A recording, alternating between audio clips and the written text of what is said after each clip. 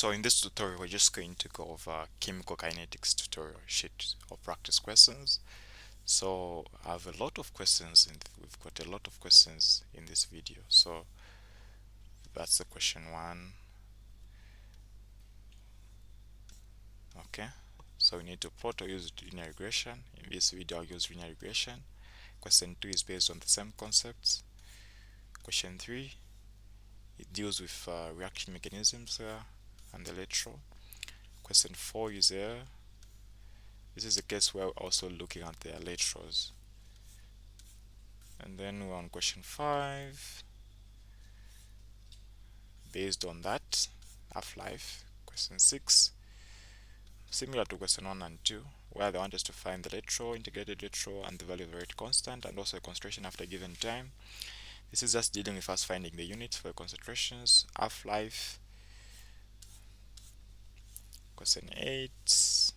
So there are quite a number of questions that will help you understand chemical kinetics here, all the way up to reaction mechanisms as our last questions.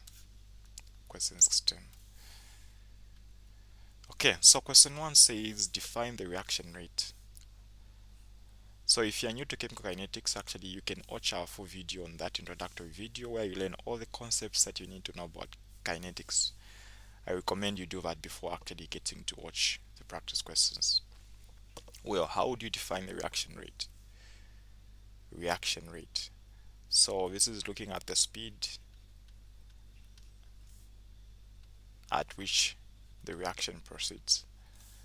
In other terms, I like putting it the other way. The reaction rate is how fast, or the rate at which the reactants are used up, or the rate at which the products are being formed. Those are the two ways you can think about the reaction rate. Distinguish between the initial rate, average rate, instantaneous rate. So the initial rate is the rate of the reaction at start. The average rate is the rate of the reaction looking at a certain range, okay, from the start to the end. Okay, so average rate looks at a period of time, the rate of the reaction over a given period of time. Instantaneous rate is the rate of the reaction at any given point in the reaction. So the funny part is the initial rate may actually be an instantaneous rate at start. So if you go to say I want to find the rate of the reaction at 2 seconds, that is an instantaneous rate, and we can only use calculus to help us determine that.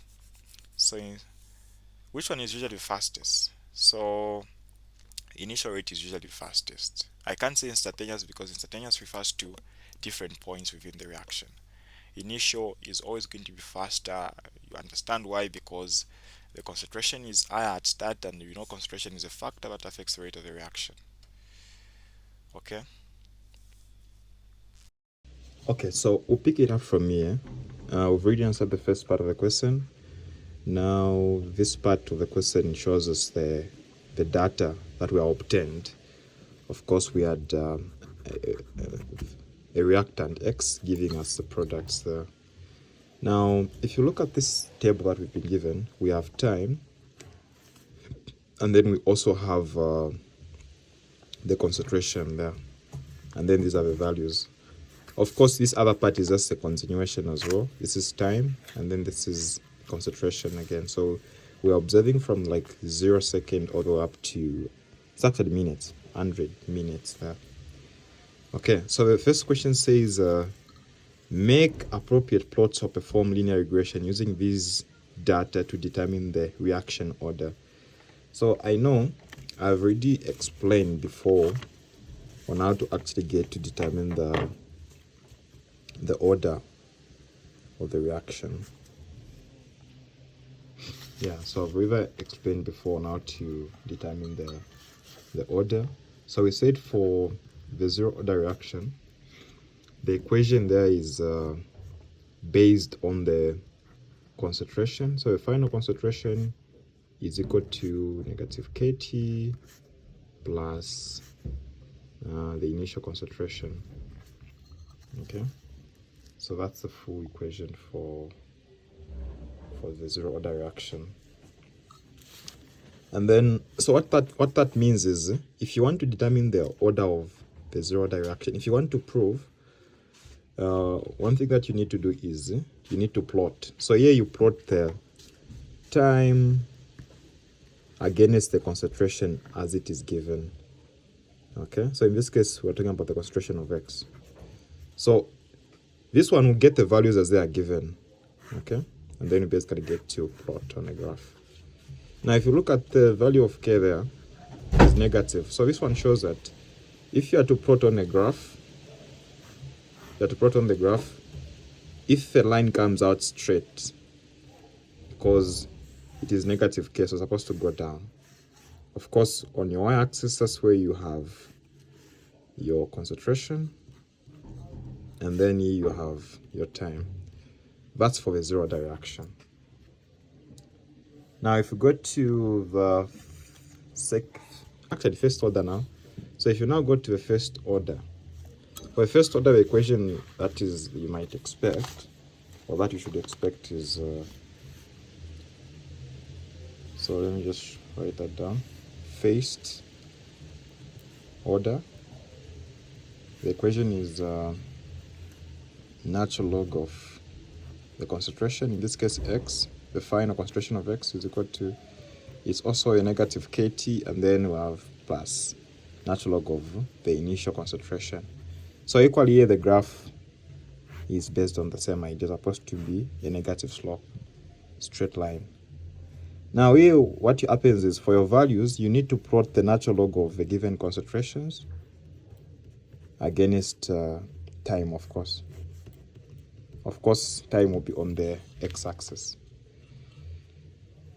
You might guess for the second order what we should basically expect in terms of the equation. I believe you know the equation. It's the only one that is unique in that it comes out with a positive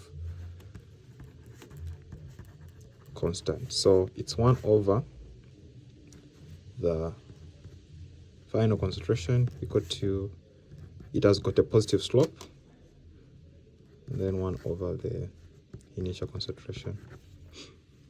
So I can now show you basically on how you are supposed to perform the linear regression using the calculator, because I believe you know how to plot graphs already. So for this one, it would be the concentrations you are given on the paper there, 1 over that, and then plot against the time.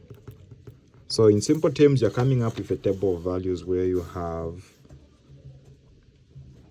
time, and then the concentrations you are given, you divide them into 1 to come up with the y values.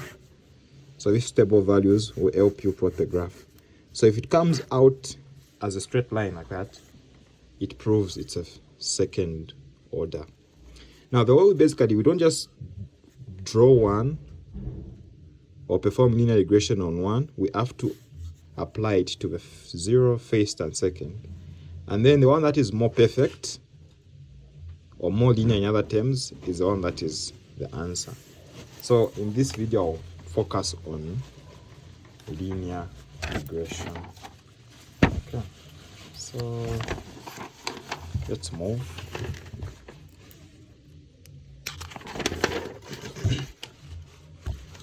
Okay, so these are the values we have. So pay particular attention. Here is our calculator. So look at the first value. We have 0, 0.5. So we'll start with the zero order reaction. So for the zero order reaction, I already said the equation is, what's the equation? So I said this for the zero order, the equation is the final concentration is equal to negative KT plus the initial concentration. So here we are seeing that we only use, for zero order reaction, the testing of the plotting is done using the data that you are given in the table. Just plot the time against the concentrations. And that's exactly what we're going to do. So here is our calculator now. Okay. So hopefully it's clear, because I want to make sure that you see everything clearly here. Okay, so this is the calculator here. So on your calculator there, you need first of all press shift and mod, because we want to make sure we clean it, we clear everything that's there, and then 3, and then equal, reset the calculator. So shift, mod, third option, and then reset all, so that in case there was any data that was stored beforehand, it's supposed to be erased. Okay, now we can actually press mod and then third option for regression, and then here we've got linear, logarithm, exponential. We're interested in linear regression, so 1. Okay, so our calculator is now in regression. You can actually see from there. Now, how do you go about it?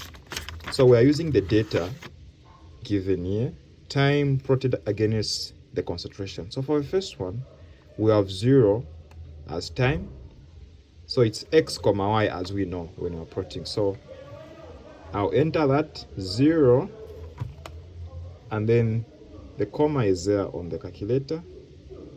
On my calculator it's here, so on your calculator you can locate it. If it's written somewhere there, then you'd have to use either shift or alpha to help you. So in this case we've got 0 for the first line, 0, 0.5. So I'll enter 0.5, of course 0, 0. So I'll use this button here to enter the value, so into memory. So it's counting. We've entered 1 value. So the second one is 10, 0.443. So 10, so enter that, 10, 0.443. So where am I supposed to press again? I'll enter again into memory there. So it's showing now we've entered 2 values. Of course, for the third one we have 20. So 20, 0.395. 0.395. I'll enter into memory. So we've entered up to the third value. The next one is 30. I'll now just proceed. 30, 0.348. And then we have 40, 0.310, enter into memory. And then 50, 0.274, enter into memory. And then we have 60, 0.240, enter into memory. Got 70, 0.212, enter into memory. And then we have 80, 0.190, enter into memory. We have 90, 0.171, and then enter into memory. Then we have 100, 0.164, enter into memory. So we've entered in total 11 values there.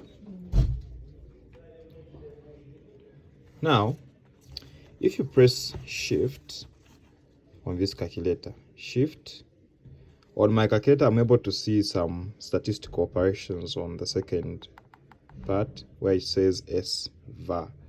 So I'll press on 2. So I press shift and then 2. So of course that's the mean, but we're not interested in these statistical operations. So I will move to the right until I get to a point where I'm able to see A, B, and R. So these values are the ones we are interested in. And of course, they've got different meanings depending on the calculator that you're using. So most of the calculators, let's try to see the values. Let's try to enter A. So for A,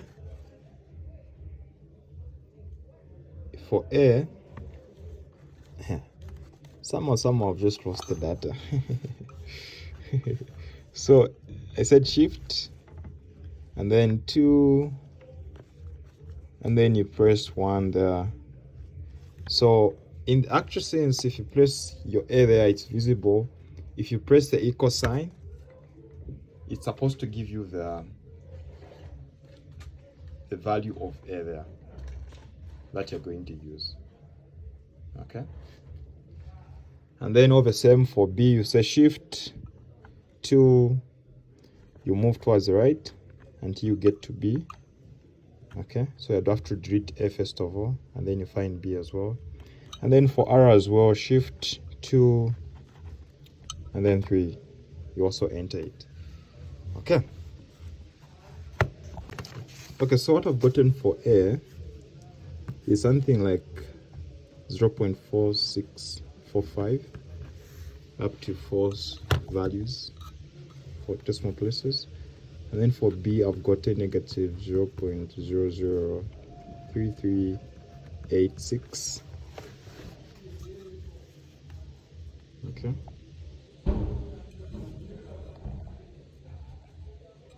And then for R, the value is approximately negative 0.981734141.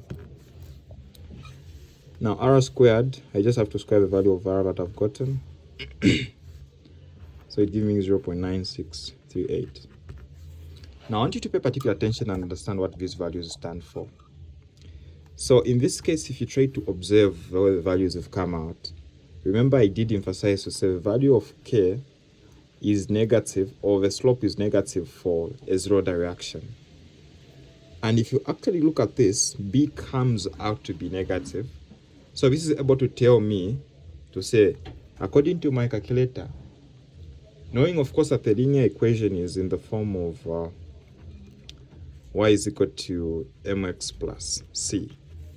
Okay, so now in this case specifically, where we have m and c, we're using a. So b turns out to be the slope. So it's like our equation is y is equal to a plus bx. This is the form of the equation for most of the calculators. Y is equal to a plus bx, meaning that your b there is a value for the slope. Okay, so you can actually try it out. How do I mean? Looking at the values that we have, let's say you say for your a, the value is what? 0.4. Let me write somewhere so that it's clear.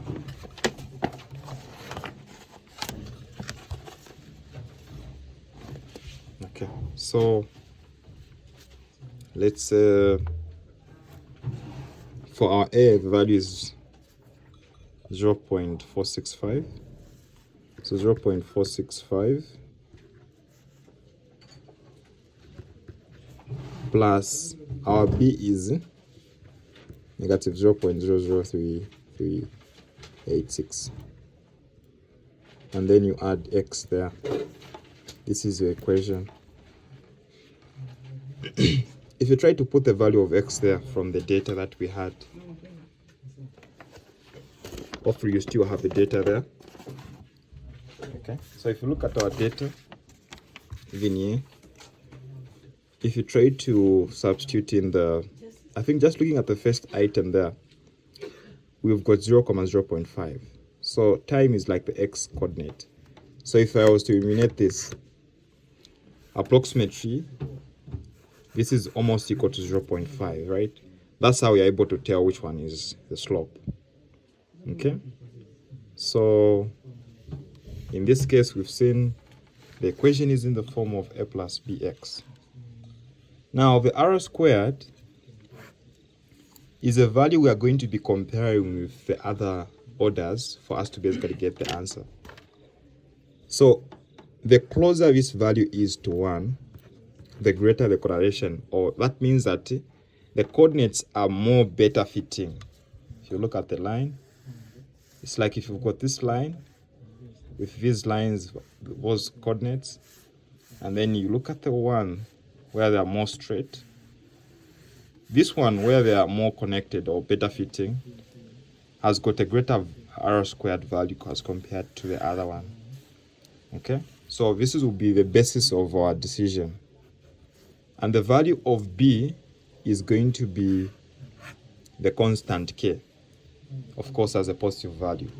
Now this is only for the zero order reaction, so we need to do it again for the first and the second. Okay, so take note of these values, and then let's look at the first order reaction. So here's our data again. So for the first order, I did emphasize to say the equation is actually natural log of the concentration, right, equal to negative kt plus natural log of the concentration on the initial concentration, that is. And then how do you go about it? So here for the plotting or the graph, our values are supposed to be in the form time plotted against the natural log of the concentration. So if you want to go by graphing, you'd have to enter the time values here and then natural log of the values you have. So for the first one, the concentration was 0.5. It means you're going to have natural log of 0.500. For the second one, you'd have natural log on 0.443.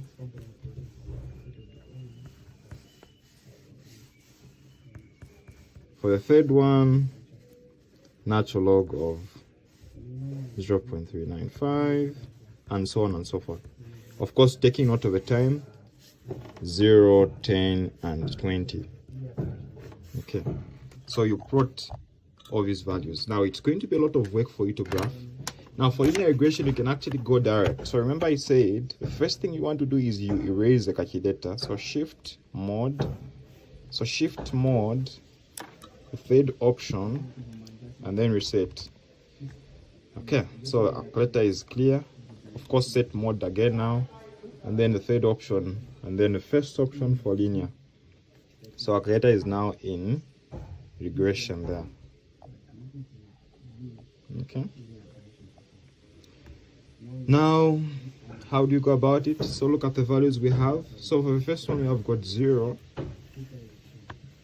0, comma. So instead of me calculating all these values to waste time, I'll just go direct and then just say 0, comma, natural log. So what is here? 0, comma, natural log.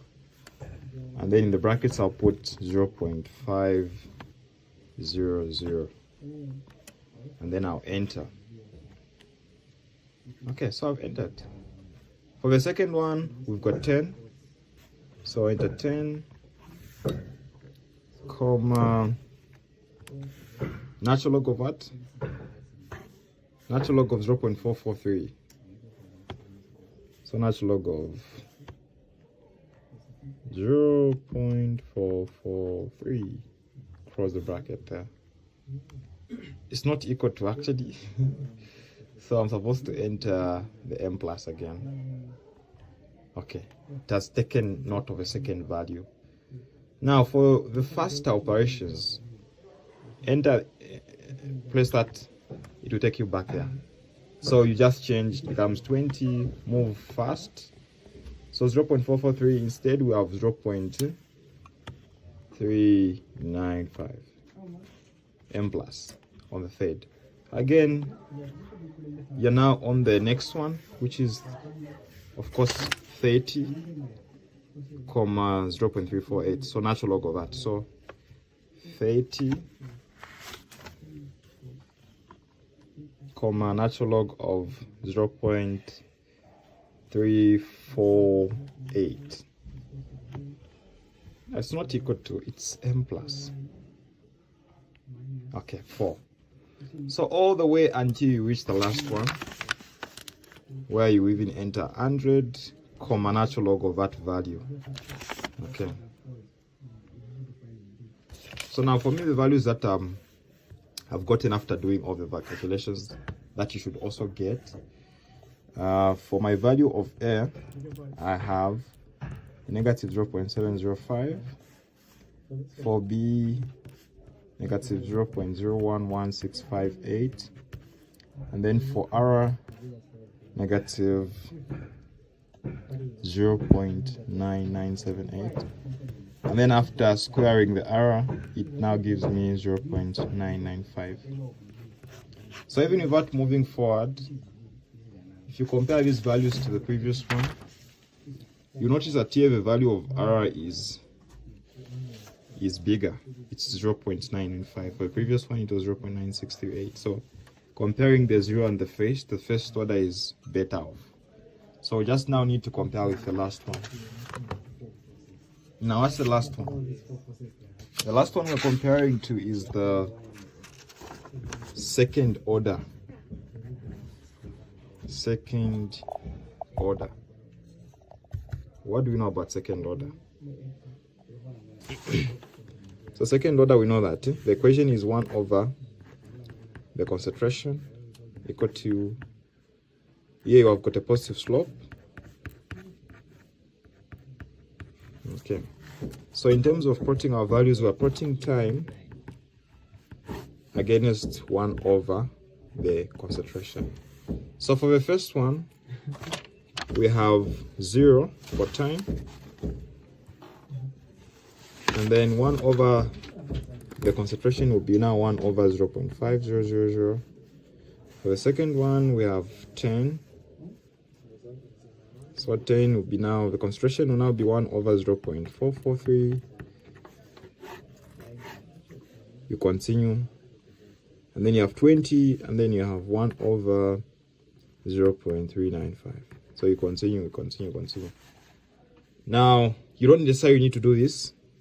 It's not necessary since we are dealing with regression. Just grab your calculator there. Okay. So as we can see, for the first part, we have 0. So the best way you can enter it, of course, don't forget to clear your memory, the memory of the calculator. So shift, mod, third option, equal to. Okay. Now change the mode to regression, linear. Okay, so what values do we have here? We have got 0, comma, 1 over what? So 1 over 0.5. So I'll just open the bracket there, and then 1 over, or we can say 1 divided by, there's no difference, sir.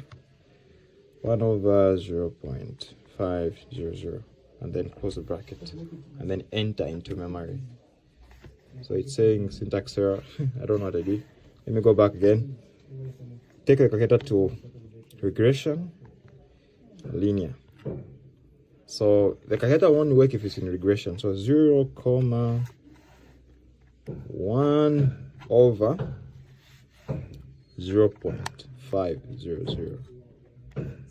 Enter. It has worked. For the second one, we have 10, comma, open bracket, 1 over 0.443. Enter.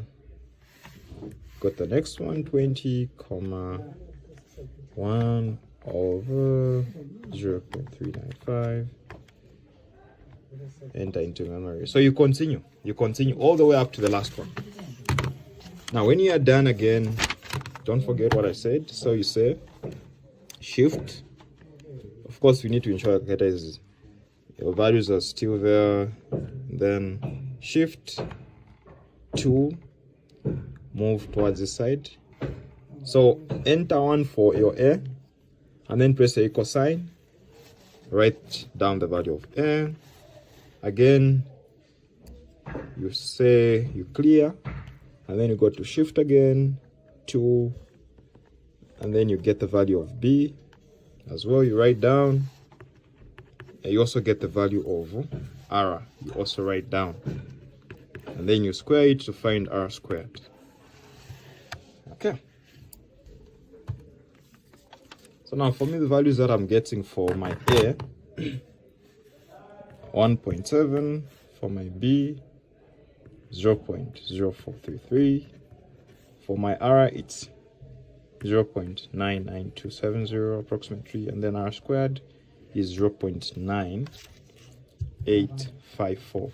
So one thing that is unique about this data is, if you look at the value of the slope for B, remember I said we have a plus bx, where b is a slope.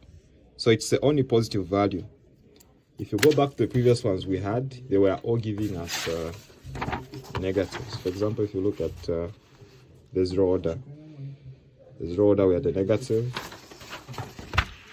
And then the first order, we also had a negative, indicating there are negative slopes. Okay. Now, if you compare the values of r squared we have, the one that is the biggest is what? It's for the first order. First order was, this is what? This is for the zero order. First order was 0.995. This is 0.9854. So this one is smaller. So this tells us that the first order was more perfect.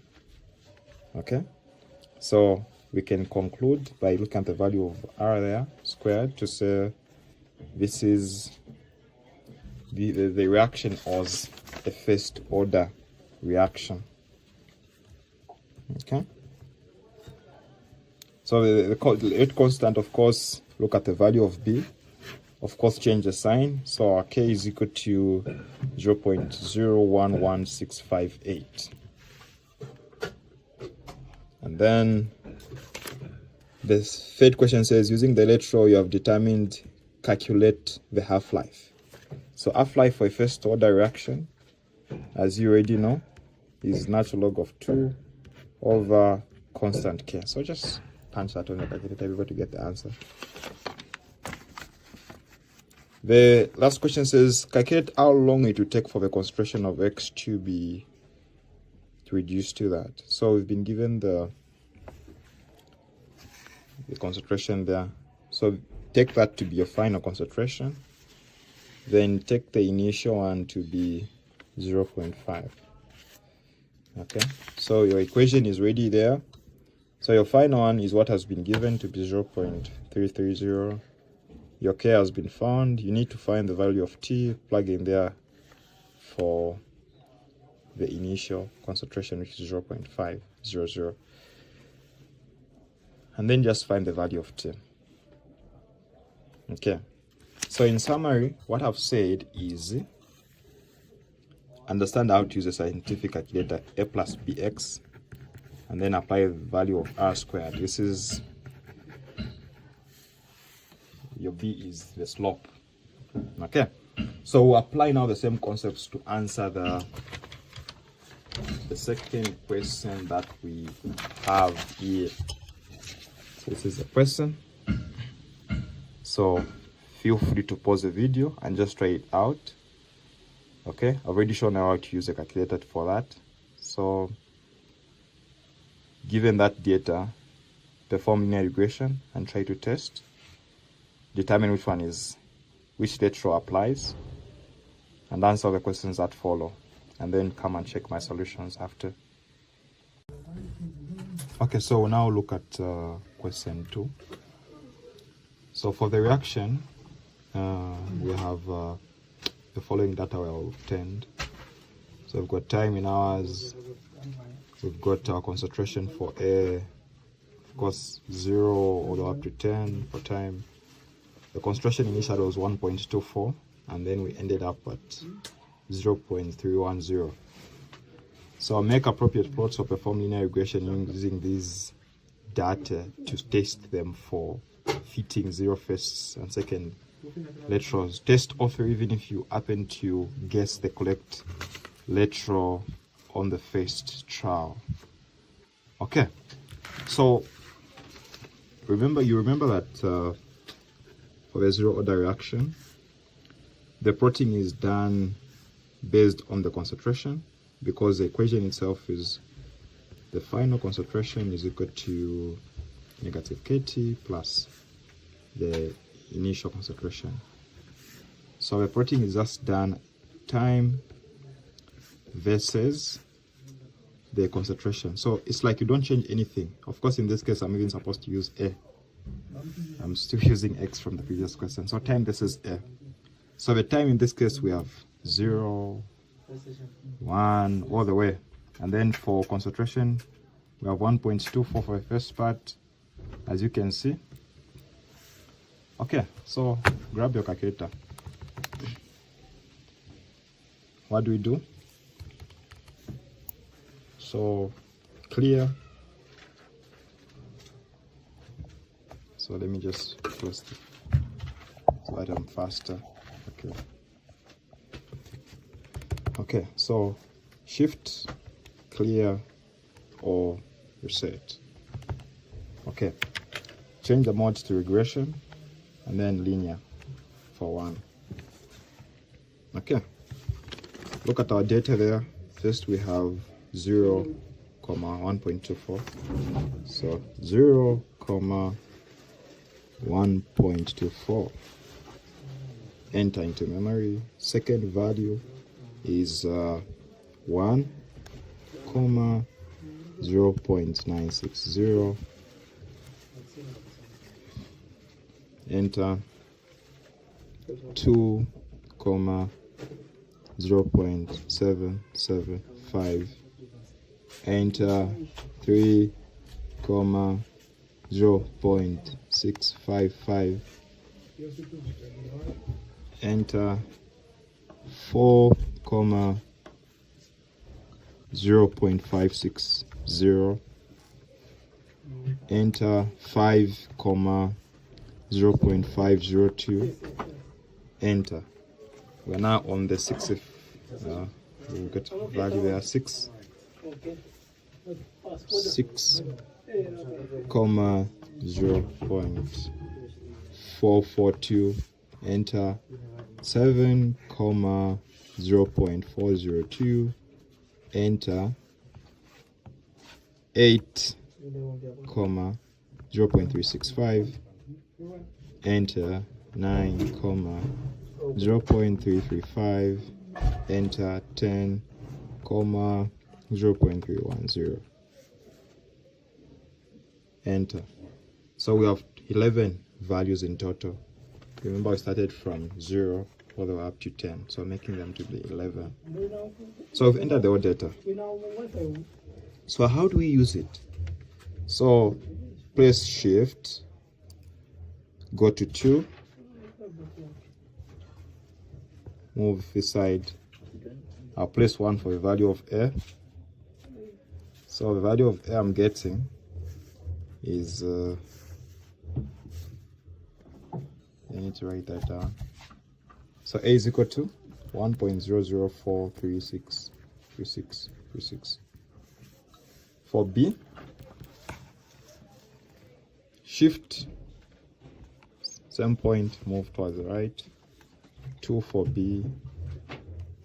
Okay, it's negative 0.08185545. And then shift 2, move towards the right there. The value of R is negative 0.927, which you can square. So I just press the power 2, our answer. So our R squared is 0.8594. Okay, so you can see that B is negative, so implying it's a slope. So therefore you have A plus C, BX. B is your slope. Okay, you can actually try it out. If you press a 0 where there's X, because X in this case is not in time, it will be eliminated. You remain with approximately 1.00, which is equivalent, almost close to the value we started with. Okay, so We'll apply the same principle to the others. Let's proceed. So this is for 0. So let's go to the first. So first order, I'll write on the same paper. So for the first order, the equation is natural log of final is equal to negative kt plus natural log of the initial. Right? So here we are plotting time versus natural log of the concentration of air. So look at our data there. So it's more like all we are doing is we're introducing the natural log to the part for concentration. So we'll clear our calculator, shift mode or reset, or change the mode to regression, linear regression. Okay, let's start entering. So for our first part we have 0, 1.24. So 0. Now here we're introducing now the natural log to represent the first order. So 1.24. Enter. Got the second one. 1, comma, natural log of what? 0.960. Enter. 2, comma, 0. Oh, natural log, don't forget natural log of 0.775. Enter. So to avoid the issue of forgetting, this is telling us we were on the third value. So if you've forgotten where you ended, just count. So if you count 1, 2, 3, so we've ended on 0.0775. So for the next one, the other way you can remember is actually by after it has given you a 3 there, just press either the left or the right. So I'll press the right. So it's brought back what I entered. So I can just change. I'm now on 3, and then I'll move and edit the value. We now have 0655, and then enter again. So somehow I've erased everything all over again. Okay, so this calculator is mad. So again, you'll have to clear everything. Shift mode 3, set all, and then so I'll just be a bit fast since I've already demonstrated, and then I'll change the mode to regression. Okay, so looking at the values we have, so I'll just go mute. So pay attention to the values I'm entering.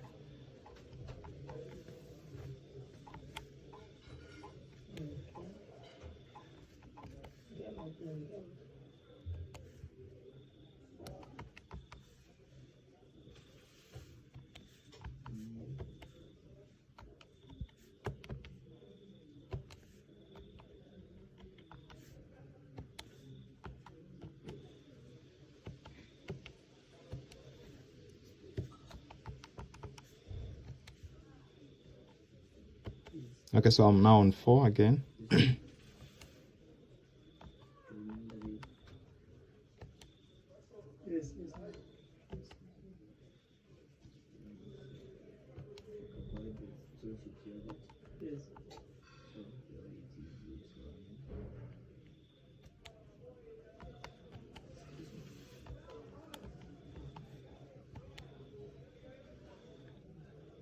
So I'm sure you've noticed a mistake again there. So I'm supposed to deal with natural log. Yeah, so I'm done with all the entries. So the value of air, so shift to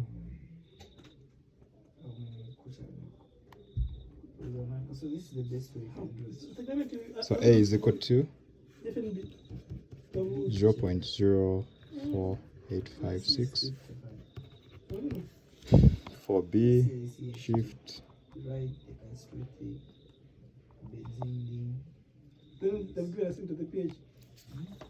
negative 0.1328559.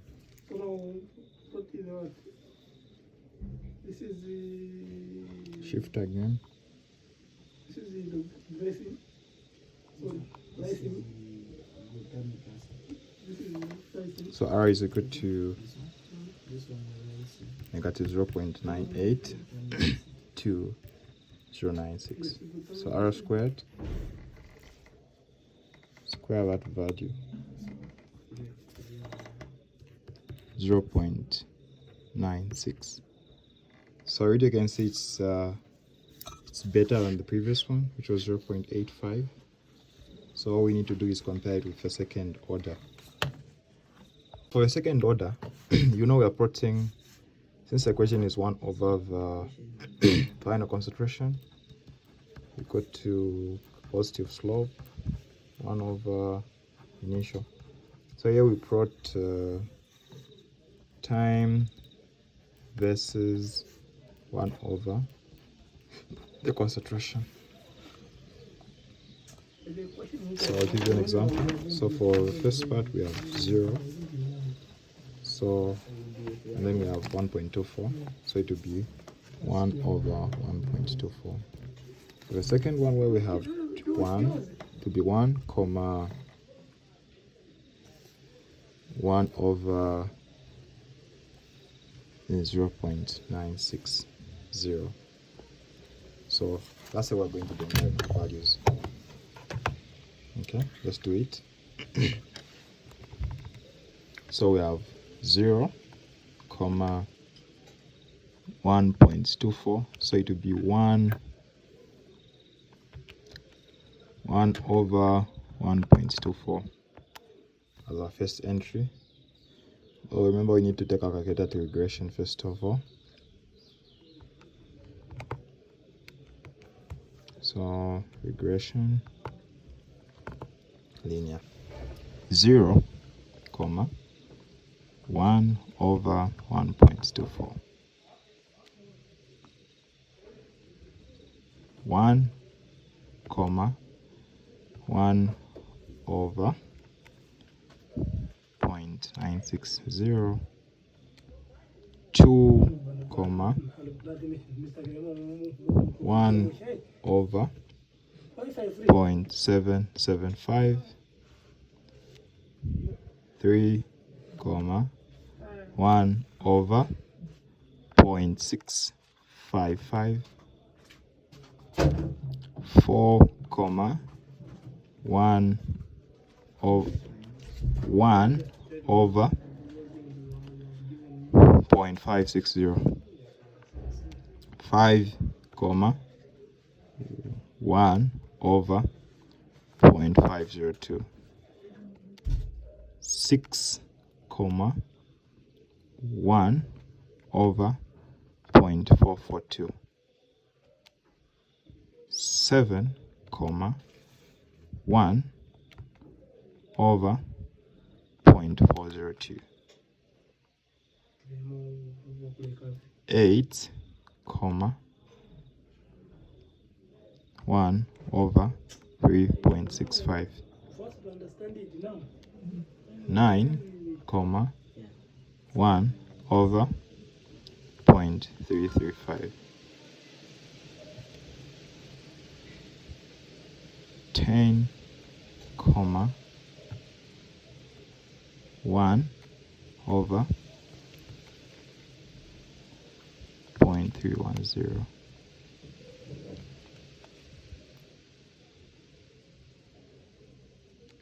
So we have 11 values in total. So the basic idea here is our interest is not to get the correct answer. Our interest is to understand the basic concept. So we need to enter our A, B. So shift to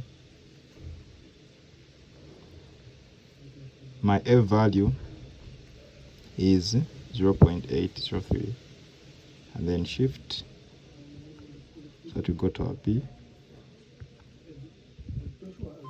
My B is 0.24197, and then my R value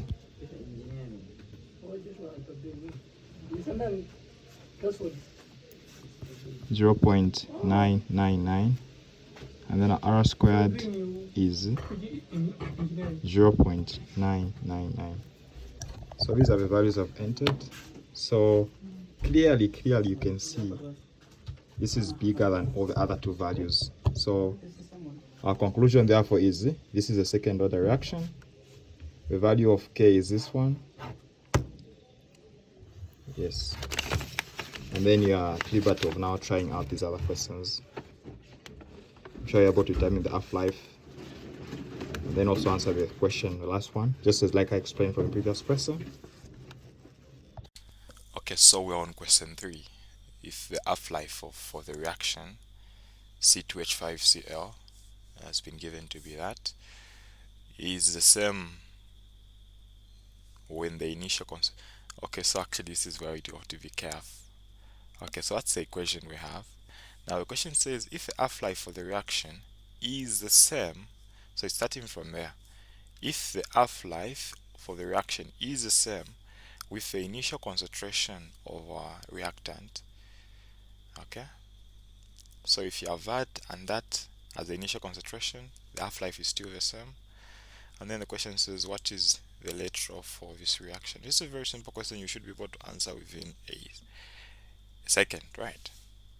So in short, what we're asking is for which order of the reaction do we have the half-life being constant or being the same? Okay, so I believe you got that right. So the first law. Why is it coming out as a first law? First order reaction. So by now I believe you already know how to derive the formula. Okay, so if you don't, make sure you watch the full video on that on chemical kinetics. You'll be able to learn how to derive the formulas for the half-life if you can't remember them. So for the zero order reaction, the formula for the half-life is the initial concentration that you have divided by 2K. So there is a concentration part of the formula, so meaning that it varies and changes. For the first order, it's the natural log of 2 over K, so we don't have the concentration in the formula. As you might guess, for the second order, the half-life is also dependent on the concentration. So these are the three formulas that apply to half-lives.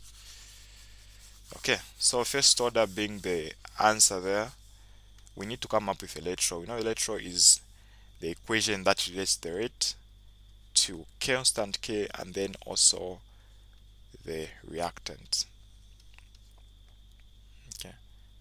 Okay, so if this is to remain a first order reaction, then the reactant will only be raised to the power 1. So that's the lateral that was required in the first question. And then B says when the reaction A plus 2B is studied kinetically, it is found that the lateral is the rate is equal to KAB as concentrations. For the first part, propose a mechanism that is consistent with this observation. So there are a few things that I would want you to take note of, but my proposal is, and I'll use that to explain. The proposal is if you have A plus B reacting, okay, they give you a certain result. Let's call it X, and then that X that is formed from that reaction gets to react with C. Oh, I don't know why I'm using the equal sign, because for chemical equations we use arrows. So A gives us something we're calling X. You can use any letter. And then we have X again reacting with C in the second reaction to give us D plus C. So I just want you to take note of a few things here. Maybe to be more realistic, let me use the letters that are actually applicable here. So A plus B will give us C, and then C reacts in the second reaction to give us, reacts with B to give us D. Okay, so taking the first one to be the slow reaction and then the other one to be a fast reaction. So by now you should be able to know, if you've done reaction mechanisms, know that the slow reaction is known as the rate determining step. Okay, I don't know if you understand. So if you have like if you are on a journey from point A to point B, and then you know that a certain part of this road is maybe congested or not congested, okay, we can call that x. So a to x is the one that is either congested or not congested. Then the other part is always the same, it's not congested, or maybe it's always congested. Let's take it to be not congested every time, and then the other part can be congested, maybe because there's like a T junction there, and then most of the cars go towards A, and then it's a one way. Okay, so I don't know how we can take it. So the basic idea is this part, whenever you're trying to determine how long you're going to take, what's going to be determining is the slow part, because the other part is always the same and it's fast. So when something is slow, it's the one that limits the rate of the reaction. So what that means is each time you're coming up with a electron, it's going to be dependent on the, so K, and then look at the reactants in the rate determining step A and B. So if we added 2 there, even in our equation would have a 2. Okay, that's one thing that I want you to take note of. The other thing is when you come up with a mechanism, you need to ensure that the results you're going to have, if you get to add the 2, if you get to have whatever number of the steps you have, you need to come up with a final equation. So in this case, the final equation was given to us to be A plus 2B equal to D. So is it true that if I had to combine these, would actually get that? So what's common? C is common. So if you cancel C, by the way, let me remove out the 2 there because it's not there. So if you cancel out C there, you remain with A, and then you've got 2 B's remaining, and then you only remain with a D on the right. So it's actually matching up to the equation. So that's one reason why the mechanism is consistent with the observation. So after combining the 2, it's giving us the overreaction. Then again, if we try to determine the electron, which we are trying to do right now, it is inconsistent with the overreaction. Okay, so if you come up with a rate determining step and then you base your electron on that, it's not final. You may make some changes as you note as we proceed, as I give you another example. So just ensure that all the reactants in the rate determining step should be in the final reaction. So in this case, A and B are all both there, so this remains as the electron. In a case where we would have, let's say, a C, if we would have a C, and then we know that C is not part of the overall reaction, that would require us to go to an equation where C is being produced. In this case, we can clearly see that C is being produced in this reaction, and so that would require us to come up with a relationship.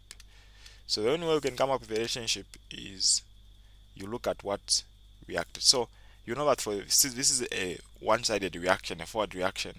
So we know that if you come up with a electron for that reaction, the electron of course is going to be dependent on the, this is actually the very one that we're going to have. Now what that requires is we ought to be smart about it. How do we get to be smart about it? We get to be smart about it by, and usually in the cases where we have if it's a reversible reaction, you come up with 2 electrons, so one focusing on the backward reaction. So for the forward reaction, it still be the same, K dependent on your A and your B. And then now for the backward reaction, let's call that K1, you can have K2, and then focused on your C. Now you know that at equilibrium, the rate of the forward and the backward reaction would be the same, so you equate them. And so after equating them, you might have something like K1 A B is equal to K2 based on the concentration of C. So our only goal there is to make the concentration of C to be the subject, So that on one side you have K1 over K2 and then A and B. So these can be grouped as a single K. So you notice again that actually C can be repressed. So now if you see what is going to repress C, all the A and B are part of the overreaction. So the point I'm trying to emphasize is whatever appears in the electron should be part of the overreaction. In summary, so I've shown you how it's equal to that, and I've explained why it's consistent with, yeah. So the mechanism was consistent because after combining the single reactions, they gave us the overreaction. The mechanism was consistent with the electron because after looking at the mechanism there, it was also able to give us electron. After looking at our determining step, and all the reactants were actually part of the overreaction.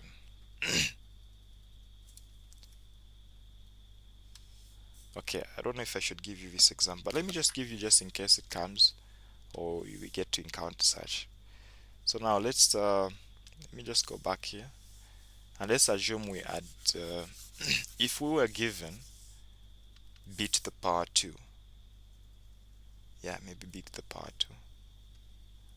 Okay. Are you able to propose a mechanism in such a case? Okay, so I'll propose. So we can have A again reacting with B. Now we will introduce the equilibrium reaction. A is equal to gives us a C, and then of course this is at equilibrium, and then we can take note that it's a fast reaction. So then the other one is the slow reaction. You can just move this to the other side. Okay, just take note of that. And then the second one, now be smart about it. What can we add to this equation to give us A plus 2BD there? So of course we can't see C appearing there, the C we've introduced in the equation. So we can have a C so that it eliminates. So we also need an extra B, and then we also need a D there. So that if we cancel C and C, we add the B and the B, you get to have A plus 2B giving us D, which now is consistent with the overall equation we have. So take this one to be the slow reaction so that it becomes the determining step. So let's write the electron. We said our electron is going to be dependent on the late determining step, in this case, which is the second one. So we have K, and then you have your C and your B. Now, if you try to observe that against the overreaction we have, are they matching up? No, they are not. Okay, you can clearly see that there is a difference there, not matching up. So what then should we do about it? So now, since C is not part of the overreaction, we need to replace C with the other part. And that's what I was trying to show previously. So if you write the forward reaction is going to be, let's say, K1, and then the reactants were A and B in such a case. So we know that the rate of the forward and the backward reaction are equal at equilibrium. So for the other side, we can call it K2, and then based on the reactant as you go back to the left. So you now make C the subject, so you divide by K2 both sides. So you combine the K1, K2 to have 1K, and then you just have A and B, and then you have equal to C. So where there is C, we can substitute whatever is on the other side. So we have K, and then we have another K, which you can differentiate. You can call it K something, maybe K3, and then you have A, B coming from the top part, and then plus the B that was already there. So we can combine these again to give us a single K, just a K, and then we have your A there, and then B times B becomes B squared. So you can now see that the electron we've come up with we only have A and B, which are part of the reactants of the other reaction, and then B is now squared. So I'm just trying to give you a picture to say, I'm giving you a picture to understand basically on how you get to propose these mechanisms based on what you have been given. But it should always, if you combine them, they should always give you the equation that you have for the other reaction. Okay, so we are now on question 4. So we have 4a, we have 4b, 4c, and 4d. So start with 4a.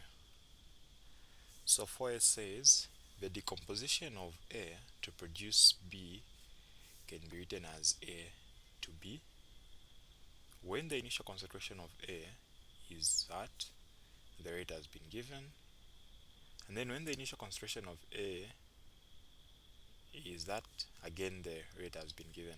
So every information given here is just about A, and I believe you understand that from the study of chemical kinetics, as hopefully you've watched the video that has talked about everything. So the rate is actually given in terms of the reactants. So in terms of the reactants, you look at the rate of disappearance. So we always add a negative, look at the change in concentration of, in this case, A over the change in time. That will give you the rate. Okay. Now, another way we can actually get to determine the rate is using what we are now calling the initial rates. So I'll come up with a table. So let's call the initial concentration of A, and then we can have the initial rate there. So for the first one, the initial concentration of A is 0.012. The rate at that point was 0.018. I believe this was an error. That was supposed to be 0 point something. And then for the next one, the initial concentration was 0.024, and then the rate was 0.036. So of course I can put the units so that you don't get confused. These were concentrations, and that was like the rate molar per minute. So how do we basically get to find the rate for this reaction? So we understand that the rate is basically an equation that relates the rate of a reaction to what? To the constant K and then the concentration of the reactants. In this case, we only have a single reactant, this being a decomposition reaction. If you add another one, it would still be appear there. Okay, so make sure you watch the video where we've introduced the topic chemical kinetics if this is new to you. So for those who watch the video, I believe from this point you should be able to answer this question. So all we are trying to do is find the power of A there. That's what will even tell us the order of the reaction we're dealing with. Okay. So I'll take it this way. So we'll start with the rate for, I like going for the ones that are bigger. So in this case, I'll go for 0.036. So that's the rate, 0.0036. Now, if you remember our equation, I can write it on top. I said our rate is equal to K, and then in respect to the concentration of A, raised to the power X. So our K, we don't know.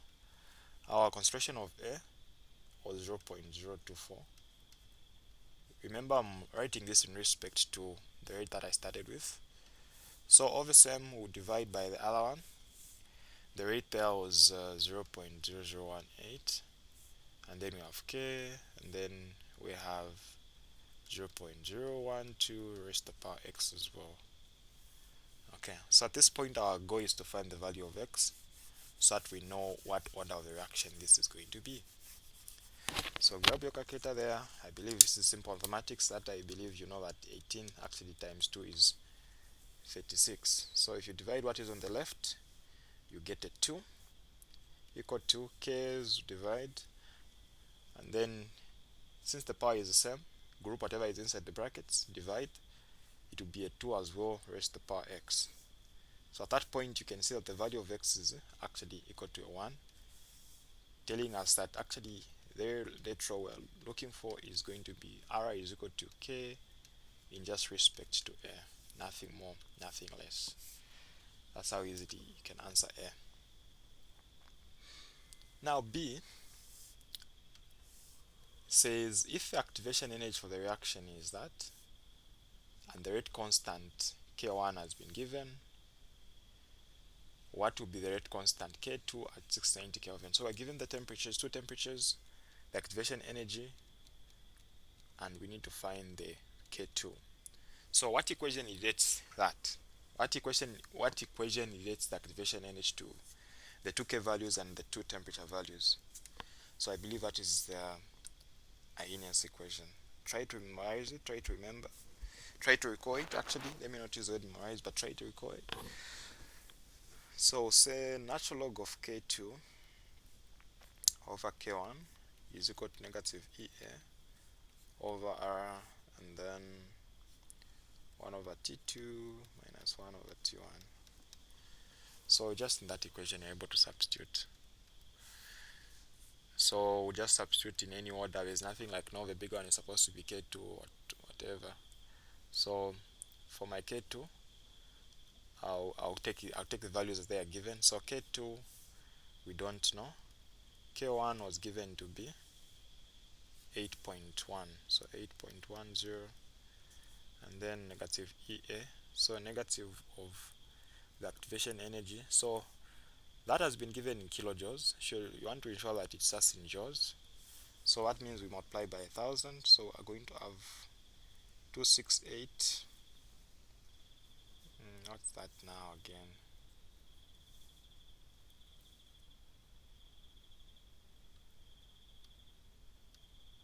Okay, so 268,000 because of the kilo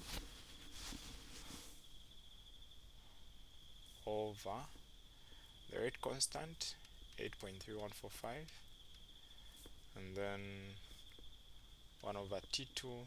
T2 is the second temperature, 690 Kelvin. First one was 660. Okay, so the only value that is missing there is K2, which is actually what we've been asked to actually get to find. Or I can actually do this.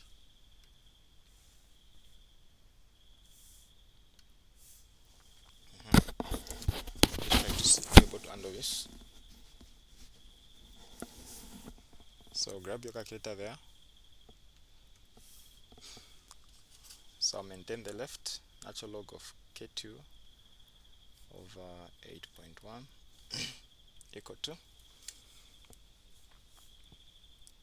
and then I'll start with what is in brackets, 1 over 690 minus 1 over 660. That gives me a negative value, negative multiplied by negative 268,000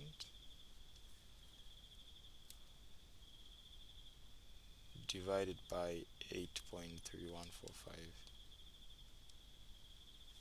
Okay, so the value I'm getting is approximately 2.123375.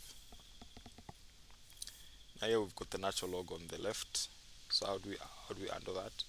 So natural log is like a base that has got like a base of, it's a log with a base of e. Okay, so the e can actually go the other side, so that we only remain with K2 over 8.1 with the base e going the other side, there is the power 2.123375. So to make things easier here, you can also multiply by 8.1 on both sides, so that it can just disappear from the other side, so that whatever you're going to find will be the value of K2. So grab your calculator there, and then E raised to the answer multiply by 8.1. Okay, so the value that I am getting on my calculator, my K2 is 67.7. So K has got no units, I believe. Wait, we're under chemical kinetics, so let's check the units. Units is supposed to be there. so second negative. Okay, so let's try to compare it with what we had. So for K1 it was 8.1 times 10 to the power negative 3. Wait. That was times 10 to the power negative 3, right? Well, I didn't put that into consideration, so I considered it to be 8.10. So, well, if this is times 10 to the power negative 3, then there's supposed to be something different in the answer. So try to reconfigure the values, or we can actually just redo it from here, since we just used 8.1 towards the end. So we can just say 8.1 times 10 to the power negative 3. So times 8.1 times 10 to the power negative 3. So the value here is 6.7. Did I actually have, it wasn't actually a necessity to actually go back wherever we went. So times 10 to the power negative 3, which will actually reduce to 6.77 times 10 to the power negative 3. Of course, the units second negative. Okay. So what observation are we making again? Actually, this is positive power 2, indicating that it's bigger. So after increasing the temperature, the value of K2 also increased, which is the rate of the reaction. With the rate constant. Okay. We're now on C, I believe. What does C tell us? C tells us the rate constant for the decomposition of that is given. So we have the rate constant K there.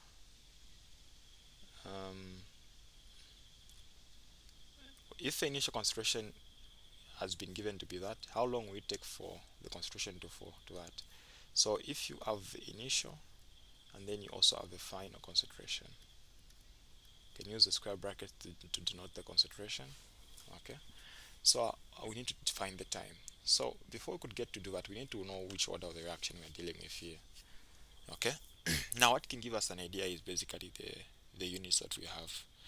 So I can actually, if you've forgotten the formula and everything, go back to this letter of the first order reaction, where you just have the rate being dependent on a single concentration raised to the power 1. So the units in this case, for the rate we know it's going to be molar per second if our time is in seconds, and then our K we don't know, and then for A, that is molar concentration. Okay, the units. So you can see that the molar is common on both sides. You can divide by molar and then by molar, so it will just disappear, and then the units for K are going to be 1 over a second, so second negative. So you can clearly see that the second negative are actually the units for the constant K in the first order reaction. Of course, if you try the second order, it would mean you're dividing by molar squared, and that would mean that in the formula there will be 1m remaining, telling you that the unit will be molar negative, second negative. Okay, so which takes you to like a simple formula that people use that I'm not sure if I'm going to remember, but what I know is the time is always the same. So it's like the overall order of the reaction minus 1, and then seconds will always be negative. So in this case, since it's a first order reaction, if you put a 1 where there is m there, it will be what? Yeah, it will be a 0. And then if you put a 2 for a second order reaction, it's supposed to be a negative. So it's actually not x minus 1 but 1 minus x. so that it will be negative values. Okay, think of that as the formula for finding the units of k. If you can't remember, just come up with the equations as I was coming up with, the retros, they'll help you. So in this case, we've determined that when you only have seconds or just time, it's a first order reaction. So the integrated rate of a first order reaction is the natural log of the final concentration minus kt plus, so all these should be at your fingertips, natural log of the initial concentration. So what do you want to find here? I want to find the time. So I can actually take the natural log on the other side, so that we have just natural log of final concentration minus natural log of the initial concentration. So if you're able to remember the rules of logarithms, if you're subtracting two logarithms, what do you do of the same base? So you actually get to divide them, this divided by that, natural log of that. So in this case, we just go, we substitute. So the natural log of the final concentration, so where it is falling to, you remember the initial is that, so it's falling to that. So the final is 0.175. So instead of subtracting minus the natural log of the other one, I can just divide by the other value. Okay, I'll still get the same answer. So minus natural log of 0.2. The constant k was given to be 1.7 times 10 to the power negative 5 multiplied by t. So our time is in seconds. So I'll start. Natural log of 0.175 minus natural log of 0.2 divided by, let's say, 1.7 times 10 to the power negative 5. So my time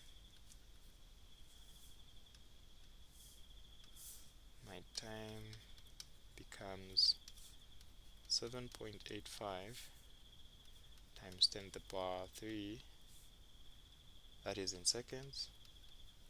So if we have seconds, and then the value looks so big, you can actually try to take it to hours.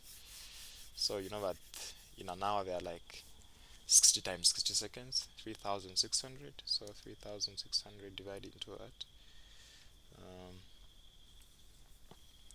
you get to 0.18 hours.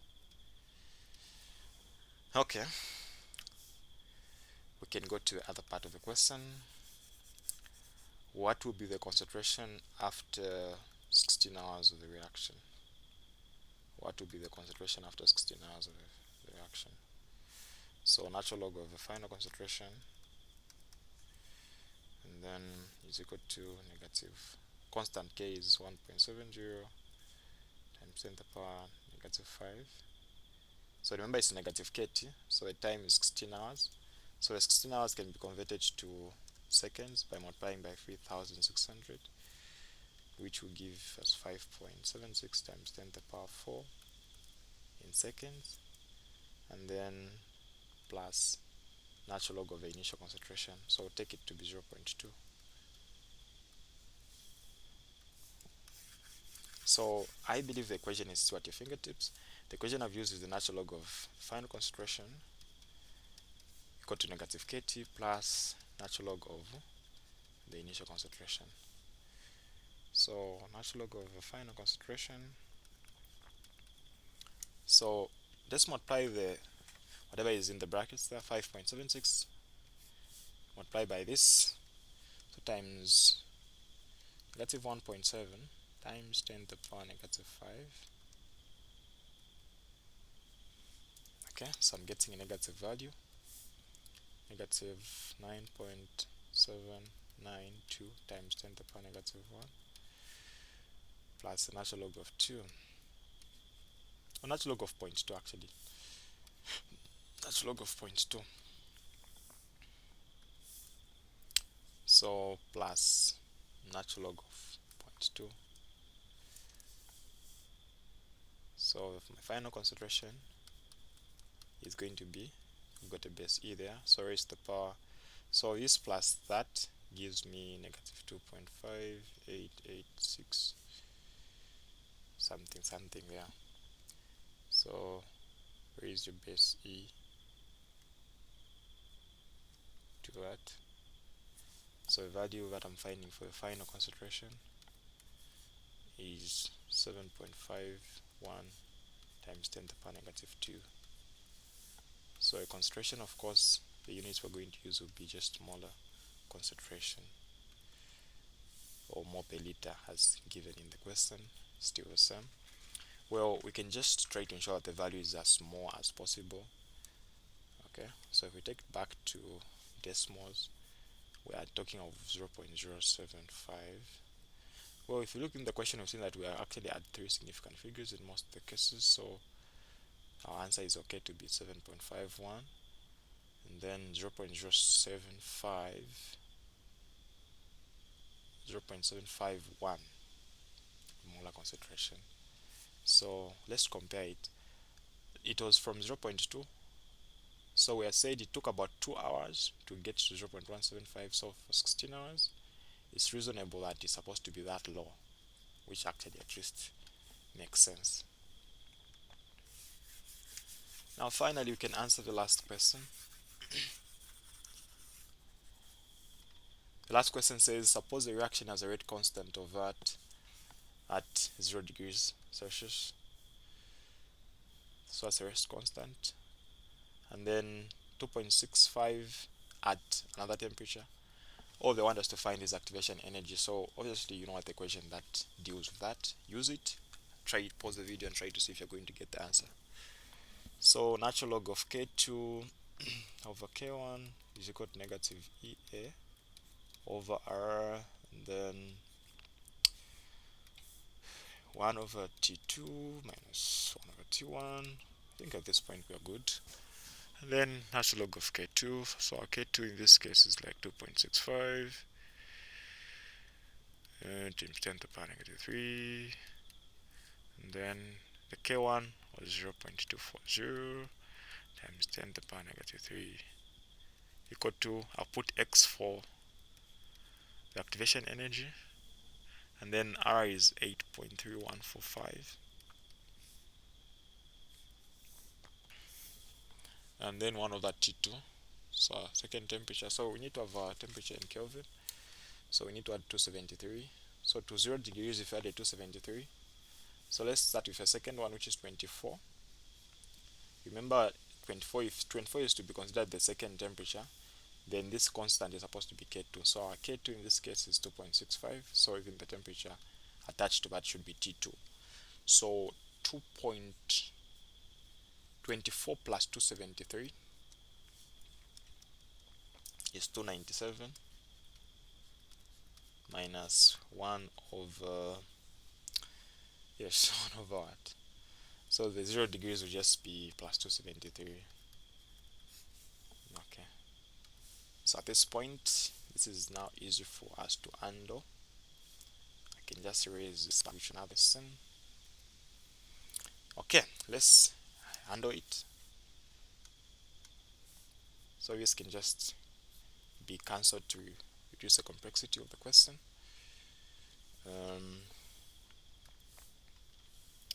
So we have natural log of 2.65 over 0.24.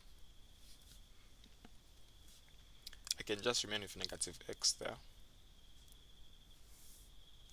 and then take the fraction, or I can actually even remove the negative, so that we just remain with x, and then what remain will be negative 1 over 8.3145, and then that should be multiplied with whatever will come from the brackets. So 1 over 297 multiply, subtract 1 over 273, so we have negative 8 over 27027. Okay, so we can multiply that by negative 1 over 8.3145. Okay, so value being got in there is So we have like 3.56 times 10 to the power negative 5x, and then 2.65 divided by 0.24, natural log of it,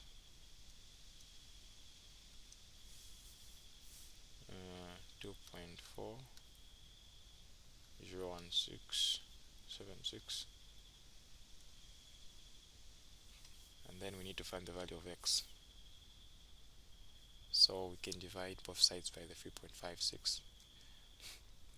3.56 times 10 to the power negative 5.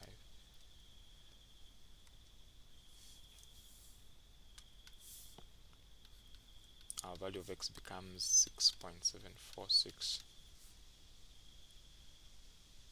times 10 to the power 4. So what are the units of x? Activation energy, this is like in joules. So joules, and then we can actually divide by 1,000 so that we take it to kilojoules. So if we do that, the value that we would get would actually be 67.46 kilojoules.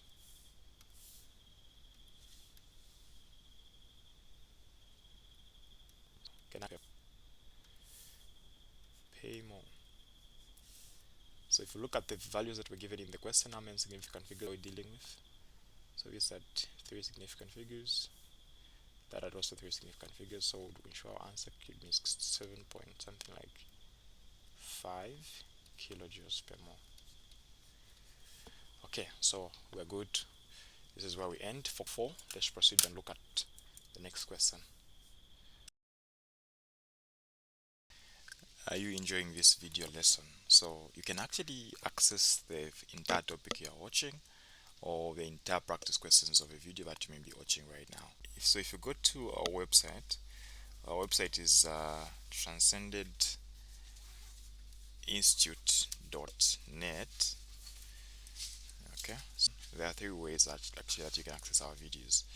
So you can use Patreon, you can use channel memberships. If you're in a country where it's allowed, you'll be able to access our full topic videos and full practice questions. So alternatively, you can access the videos using our learning portal. The link is learn.transcendedinstitute.net. So I'll show you a few videos that you can have access to after registering. So for example, if you had to open mathematics as at now, these topics are the ones that are available, which you can learn from scratch. I can just give you an idea of, so you like learn everything from scratch, meaning that even if you're learning something for the first time, these videos are there to help you with concepts as well as practice questions. So for example, these are tutorial sheet solutions from different tutorial sheets, which can help you as well get to learn faster and remember. So binomial as well, there it is. And of course, this applies to all these other topics that are available. Trigonometry as well, calculus, depending on the topic that you're interested in mathematics. So you can just head over to the site at now to check what is currently available. Even without registering, you should be able to see the content in each topic. So let's assume you're interested in physics. These are the topics available as at now. So if you open chemistry, these are the topics available as at now: electrochemistry, stoichiometry, thermochemistry, kinetics, equilibrium, solubility, equilibrium, atomic structure. So trust me, if you open these videos, you might have learned the topic in full. Let me show you stoichiometry. So stoichiometry, we have all the way up to 21 videos, including the tutorial sheet solutions, which will help you to practice both the concepts and also prepare for questions. Okay, so feel free to head over to the site and check out these videos on your own. So equally biology videos are also available, which you can also basically get to access. So these are the topics available so far. Yeah, so pretty much these are the ways you can easily access our full membership videos that you don't have access to on the channel.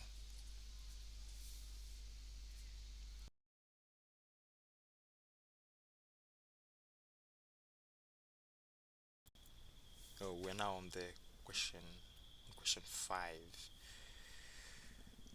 the reaction is said to be first order at a constant temperature. The rate constant was given to be that. I believe that was also an error, so supposed to be 1.6 times 10 to the power negative 5. What fraction remains when the other one first order? So always just of first order. So how do we handle them? So beginning with the first part, feel free to pause the video. So when they've given you the value of the rate constant, 1.6 times 10 to the power negative 5, so even if they don't state explicitly to say it is a first order, you should be able to tell from the units of K. What is the half-life for the disappearance? Okay. And then I believe the next question was supposed to start from here. After 15 hours, what fraction remains? Okay.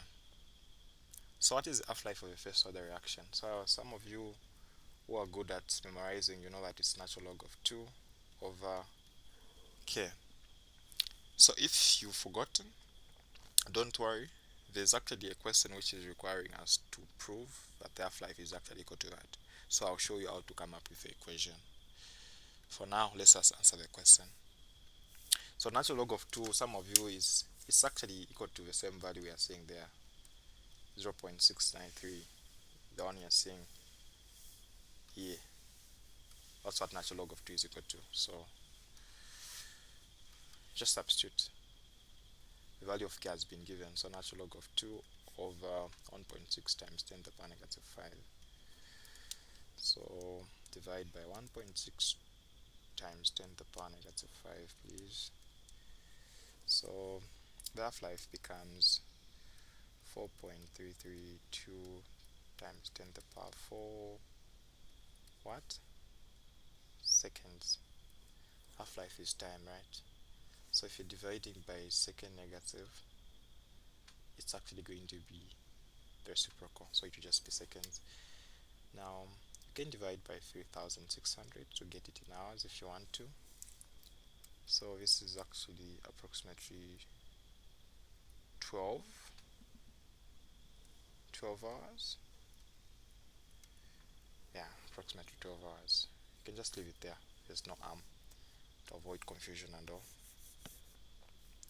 Then the second part of the question says after 15 hours, what fraction of the initial basically will actually get to remain after 15 hours? How do we handle that? So there are two ways. Either you convert the constant K to hours, or you convert 15 hours to seconds, which is a better way. So the full equation for the first order reaction is natural log of the final concentration should be equal to negative Kt plus the natural log of the initial concentration. So therefore, if we are at that point, we want to determine what fraction of the initial is basically going to remain. So it's like we are dealing with the natural log on this side. So I'll take it to be natural log of, let's take the initial to actually be 1. Actually, the initial to actually be a 1. So negative constant K is 1.6 times 10 to the power negative 5. Take the 15 hours to seconds by multiplying by 3600, and then plus natural log of, we can actually call it what?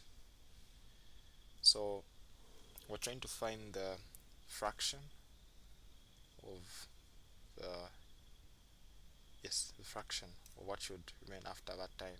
So we can take the initial to be, let's say, a 1, so that we see what is going to come out for the final. Natural log of the final, we don't know. Well, negative 1.6 times 10 to the power negative 5 multiplied by 15 multiplied by 3600 plus natural log of 1. The answer is look at 0.864. So we can actually use base E to find the final concentration. So it will be E raised to that. So approximately 0.4214728 is the final concentration. Now the interesting part here is we considered our initial to be a 1. So the final is that what fraction of the initial remains. So it can just be 0.42.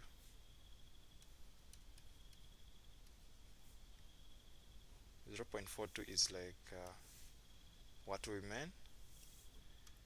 So 0.42144728 over the initial, which is of course a 1, which I believe you know that it won't make any difference.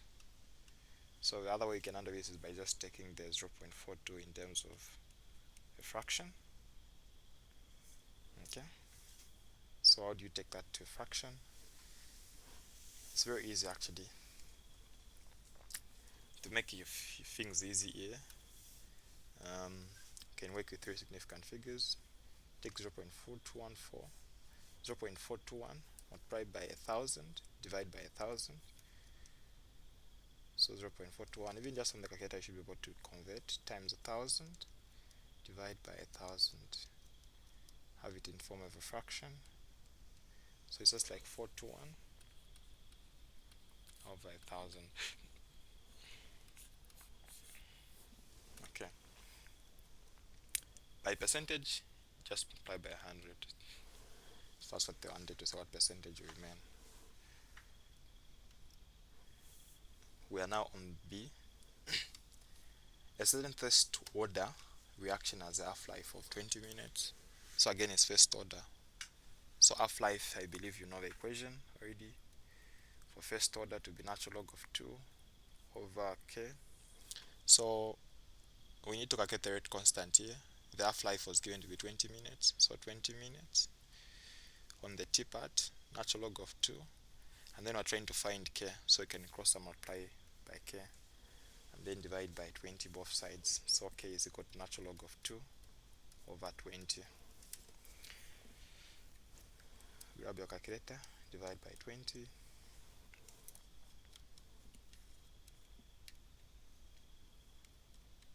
So I'll take it to scientific notation. So my k is, or if it just in the decimals, it's fine. 0.0346566. So the units there, we're dealing with minutes, so it will be minute negative.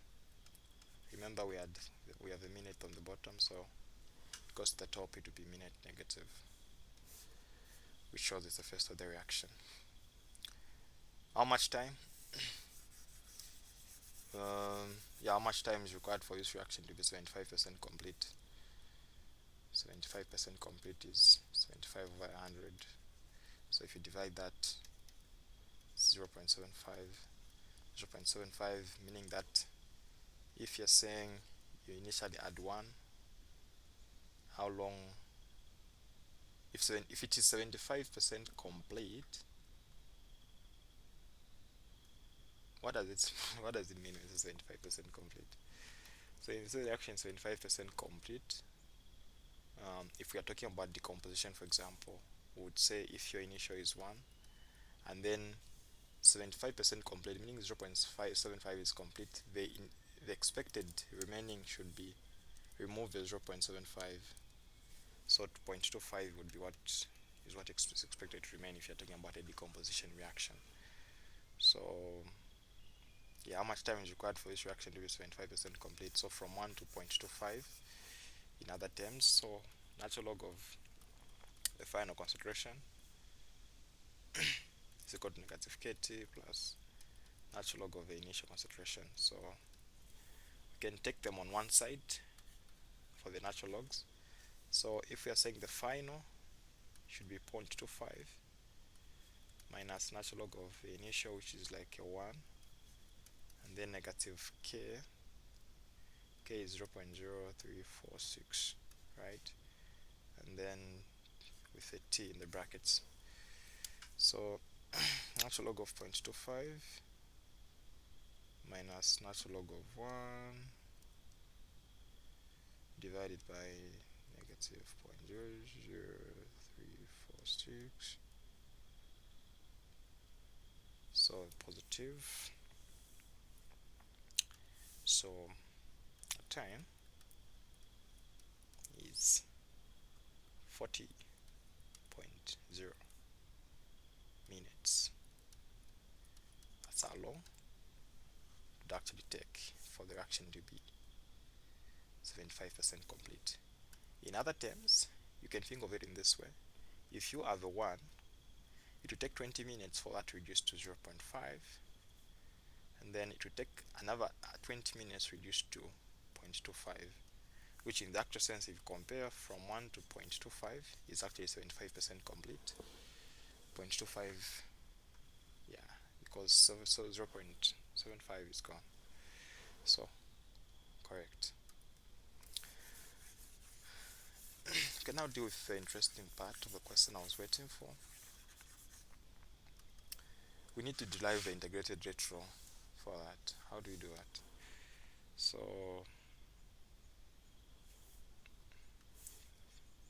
let's push this up. So we know that the rate is actually the change in concentration, right? The change in concentration. It's change in concentration. Yes, change in concentration. In this case, we're talking about A. I believe we've got a decomposition reaction of A maybe going to B.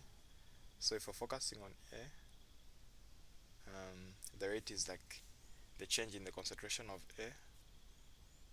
Now, since it's a reactant, you put a negative because the final is less than the initial. So,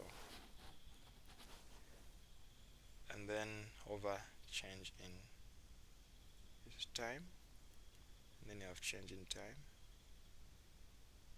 This is equal to K A. So what I've done is I've replaced the rate by the change in concentration of A over change in time. And then if I cross and multiply at that point, we're going to have negative delta of A equal to K, and then the delta T can go the other side, so that you have delta T, and then I can have my concentration of A back on this other end. So I can put those brackets to denote that, and then this is delta A, delta of concentration of A. So yes, at this point, what can we do? Maybe let me try to summarize what I've done here. So A is denoting the concentration of A, so we need to use those brackets. So what I've done is half cross and multiply so that I can have the concentration of A on one side. So that is negative delta of A on top over concentration of A from the other side, and then equal to K, and then the delta T has gone the other side. Now delta T is the same as saying dx. Delta A is also saying dA. So I'll use that common language under calculus, so that we have negative d of A, and then just the concentration of A, and then K, and then we have dt. So integrated rate laws means you basically get to integrate. So integrate both sides of the equation. So integral of that, and then also the integral of that. So constants can be put out of the integral. So just like I've put out the K and the negative. So when you have delta of A, what does this mean? It to make more sense, it's same as we have negative 1 over the concentration of A. Now we're integrating that in respect to dA. So the dA on top is what it means. Or in other terms, if we had 1 over x, it would be dx there. So all we're integrating here is a fraction. So we're going to have negative natural log. Whenever integrating a fraction of a single power, it's natural log of whatever you have. So it's to be natural log of A equal to the other side. We're going to have k, and then the natural log of dt is like natural log of 1 over dt, because dt is just like dx. So what again? What again?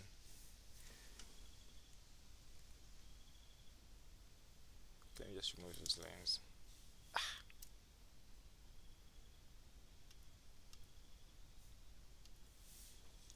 So that is just give us like a t. Okay. Now some of you are like, wow, is that equation complete though? So it's not complete. So the way we work it is, if you've done limits already, so we can have upper bounds on our integrals here. So the upper bounds for here, we can have like the final concentration, and then the initial concentration. So where we can say that the final concentration occurs after a certain time t, and then the initial occurs at start where t is equal to 0. Okay, so what that would mean is applying that to, of course we can divide by negative both sides, where the negative goes the other side. Now if we apply the limits there, here we have the final and then the initial, and then therefore the time you have, the final time was like t, and then the initial is like 0. Substitute, you're going to have a natural log of the final concentration minus the natural log of the initial concentration, and then negative k, and then on the time you have t for the first one, and then minus the other one will just be like 0. So 0 is not put to anything, so nothing actually happened. So whenever you've got like a lower limit being a 0, like nothing changes to whatever you have. So at this point, I think this is now more familiar with what we know. So negative kt, and then plus natural log of the initial concentration. So this is how you actually derive the first, the integrated lateral for a first order reaction. It's just a bit of some calculus. Okay, let me not erase the actual equation, final equation. So we've derived the integrated lateral from the differential lateral. Show that the half-life is equal to that. This is what I was trying to say, we're going to prove now. So for the half-life is like a time it takes to reduce the concentration to its half. So if you've got A, how long is it going to take for it to become A over 2? So meaning that the final will be A over 2, and then negative kt, so t of course is half-life, and then natural log of the initial. So the initial obviously was A, so you take them on both sides. On the same side, this is where you need to understand now logs. So natural log of A over 2. So if you actually know to logs, there's actually, you can register, I think even just the video is there, just on the channel, try to search for logs, logarithms. You'll be able to find the video that teaches about all these. So minus natural log of A, that's in mathematics, negative kt. So if you've got the same bases for logs, what you do, you just need like combine the log, and then you have A over 2, and then you're going to like divide by A, divide whatever you have. So dividing is the same as multiplying by its reciprocal. So reciprocal of A is 1 over A. So literally what we have here at this point is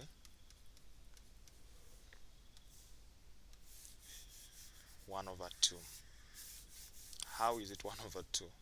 So I have natural log of, in the brackets, the a will go, so we have like 1 over 2 equal to negative kt, and then 1 over 2 is the same as 2 to the power negative 1. So negative 1 can just, according to logs, can become the coefficient there, so that you have negative natural log of 2 is equal to negative kt, and then so it can become positive on both ends, divide by k. So your t, which you're calling the half-life, is now natural log of 2 over k. Now natural log of 2 is what is equal to 0.693 over k. So ends shown. This is where question 5 ends. Okay, so question 6, this is what we have. The rate of the reaction is that, and then that's the question. Okay, so there are actually other ways of answering this question, but I'll still proceed and answer it the way we answered question 1 and 2. So feel free to pause the video and just try it out using the calculator. So the reason I want to use that method is because we've been told the rate of the reaction depends only on the concentration of nitrogen dioxide, meaning that it's only dependent on that.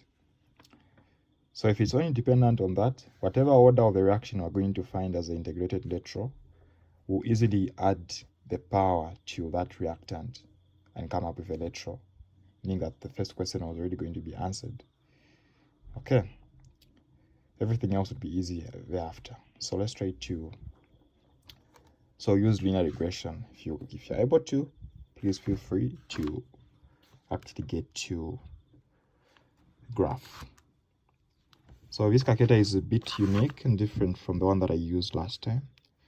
So if you go to this part, you find that you've got ComStat. So here you use stat, come up with a table and whatnot. So I'll explain specifically on how to use this calculator in another video. Okay. So we'll use the same one that we used earlier.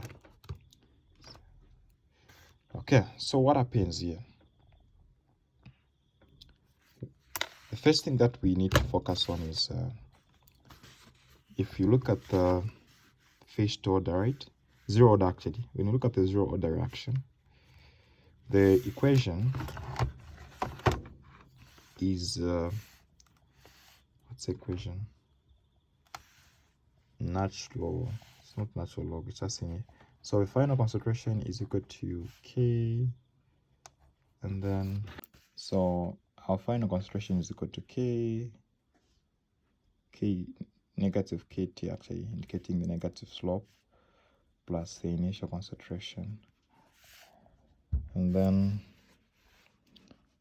so here we need to plot the graph. If you're plotting a graph, plot the concentration versus time. Of course, you know time is supposed to be on the x-axis. Okay, that's one thing that we know. So meaning that we'll only use these values that we have as we look at our calculator. Okay, so I'll start. We need to take our calculator into regression and then one for linear regression. So the first value is 0. So 0, 0.5. So we can add. The second point is 1.20 times 10 to the power 3, 0.444. So add. So we have entered two values. You can press the other side so that I get back there. So instead of 1.20, we now have 3.00. So 3.00 times 10 to the power 3, 0.381 as our third value. Then enter. Then we go back. We now have 4.0 0.50 times 10 to the power 3 as well, and then 0.340, enter, and then I have now 9.00 times 10 to the power 3, and then 0.250, enter, and then the last value we have is 1.80 times 10 to the power 4, comma 0.174. So we've entered 6 values. So quickly, we can now take note of a few information about the zero order.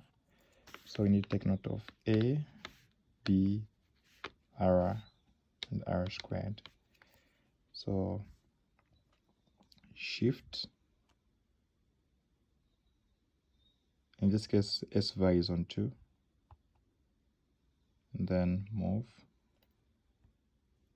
So 1 for A, so we have 0.45.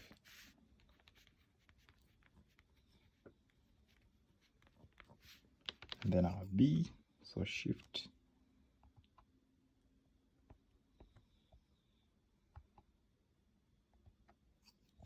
okay, negative 1.72. And then finally our R,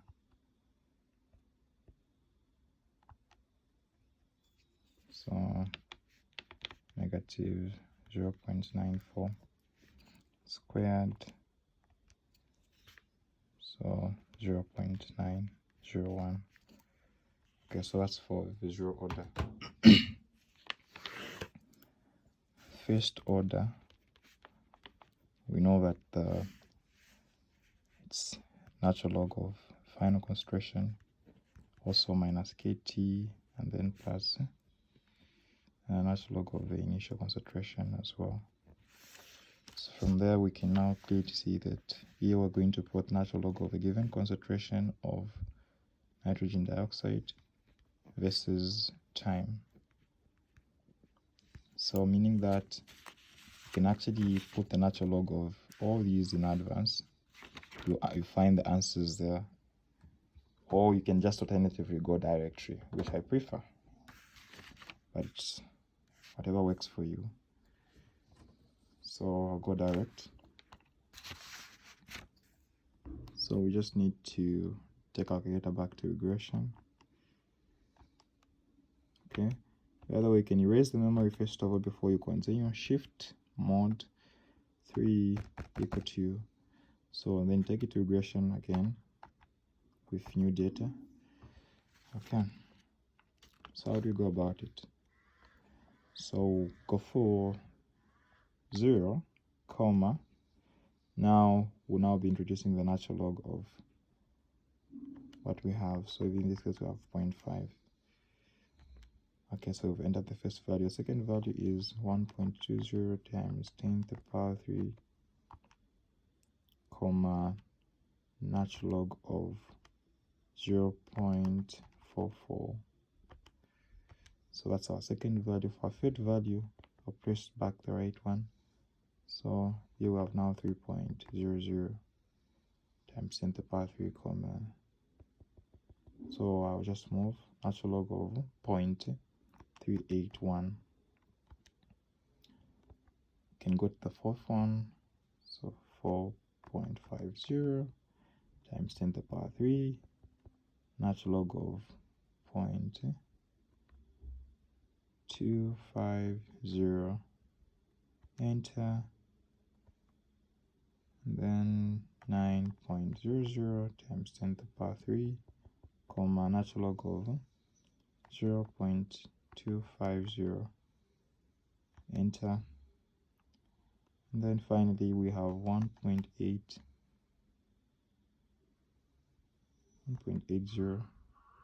times 10 to the power 4, comma, natural log of 0.174. So we've entered all the 6 values. Okay, so I've applied the natural log to all these concentrations. So quickly we can take note of our information. Okay, what information are we taking note of? A, B, R, R squared. So shift. So our A is negative 0.83. Our B is 2 is negative 5.58. Then our R, oh, I'm actually not showing here.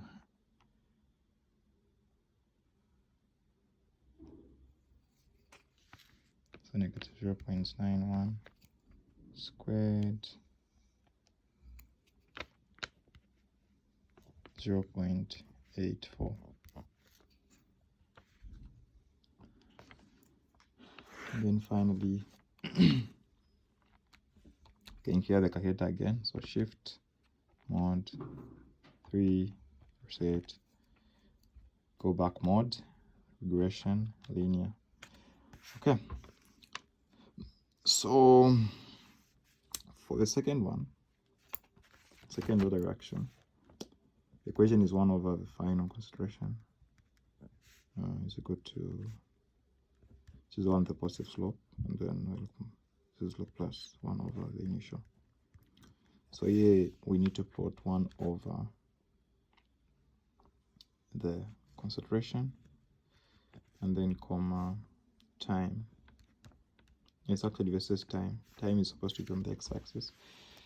So what that means is you can actually, I prefer that method of dividing in advance by 1.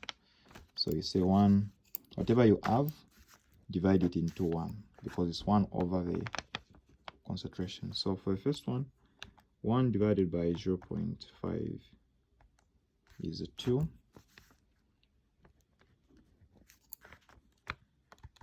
But for the others, it can be a bit complicated. So I'd prefer actually doing it on the calculator again, which is very possible. So let's just try to do it on the calculator. So for the first one, we have 0, comma. So how do you divide on the calculator? It's just 1 over whatever you have, 0.5. So we can enter that as the first point. And then second one, we have 1.20 times 10 to the power 3, comma. I can actually introduce brackets.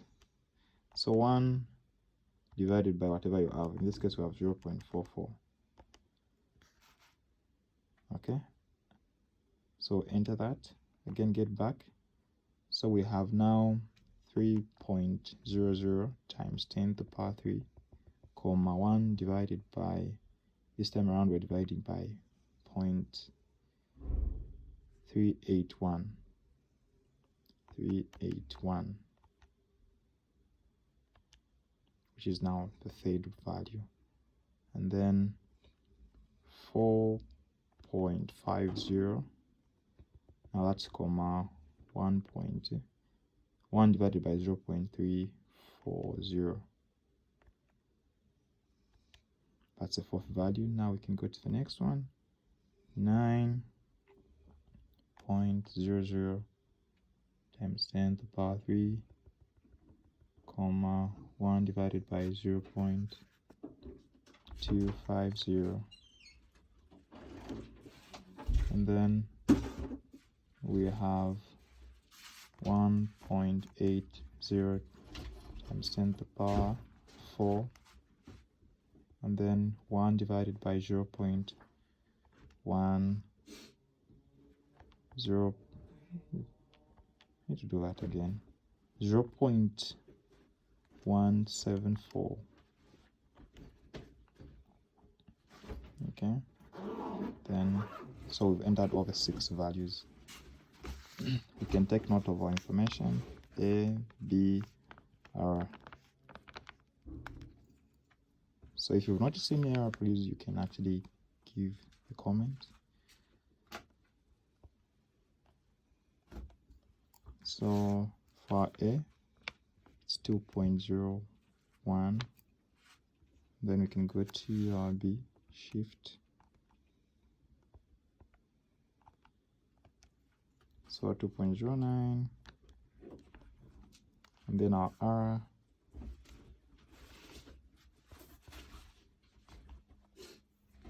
so 0.999, and then our R squared 0.9987. Okay. So eventually we can decide and try to analyze the data that we have here. So looking at what we have, which one do you think is attached to X? Or which one is the slope? So the fact that the first one gave me B to be negative, okay, I would agree to say, and this, since this one is positive, okay, so this is in the form of A plus BX, okay. Yeah, because if you look at the data, the other way you can actually prove is if you look at the data that you have. So for the first one, zero order, it's the one that you can actually use to assess. So the one that is closer to the initial concentration is actually the one without the slope. Okay, so that's like the constant. So in this case, it's A. Okay, A, it is without slope, and then plus BX. So what that means is the equation is more like 0.45054, then 1.72, and then attached to a value of X. So the value of X now will be your time. Okay. So what that means again is your B will be the value of K, if whatever you get to work on. Now, which one has got a greater value of R squared? That's 0.91, this is 0.84, this is 0.99. So we can clearly see that this is actually bigger. So therefore, this is a second order reaction. So since it's a second order reaction, and then we are told it only depends on the concentration of nitrogen dioxide, the ratio can easily be written as R is equal to K, and then nitrogen dioxide squared. If it was 1, which would just be the power 1. Okay, so we've already determined this is a second order reaction by looking at the value of R squared. So I just wanted to take note of the values that we add on the paper. So we had for A 2.01, for B we add 2.09. So I actually forgot it was supposed to be 10 to the power negative 4 on the calculator, that was. And then of course R squared was 0.9987 something. So I said B is slope in this case. Okay. And then so the electron we already determined it to be respect to second order, so K, and then nitrogen dioxide. And then the integrated electron is supposed to be, since it's second order, 1 over the final concentration of that. And then you get to positive slope, and then plus 1 over the initial concentration of sodium dioxide. Okay, so value of the rate constant, so B is the value of the rate constant, so 2.09 times 10 to the power negative 4. So this is second order. What are the units for second order? So we can use actually that ratio to help us. So that is molar per second on the right, and then this is molar squared, that's concentration, so divide by molar squared on both sides to find the units for K. 1m will go, so we have 1, so it's like molar negative second negative as a unit. So we can also calculate now the concentration. So that's like going to be like the final concentration. So let me just move this a bit up.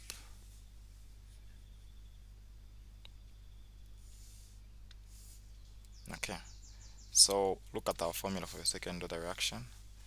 So it's 1 over the final, so let the final be x. Then the K is 2.09 times 10 to the power negative 4. The time was 2.70 times 10 to the power 4. And then plus 1 over the initial, which is of course at start 0.5, which is of course gives us a 2. So 2.09 times 10, which I believe the negatives will just like cancel out. 2.70 times 10 to the power 4 plus 2. So 1 over x is equal to 7.643. Okay, and then how do we find the value of x? So if we cross and multiply, our value of x is going to be 1 over 7.643. So 1 divided by that. So approximately, if we take it to scientific notation, the answer is 1.308 times 10 to the power negative 1 molar concentration, or leaving it in the normal way, it's 0.13, 0.130 or 1. If we look at the time, 2.70 times 10 to the power 4, it's coming after this, so it's true, it's supposed to be less than that. So that's how we are supposed to answer question 6. Question 7.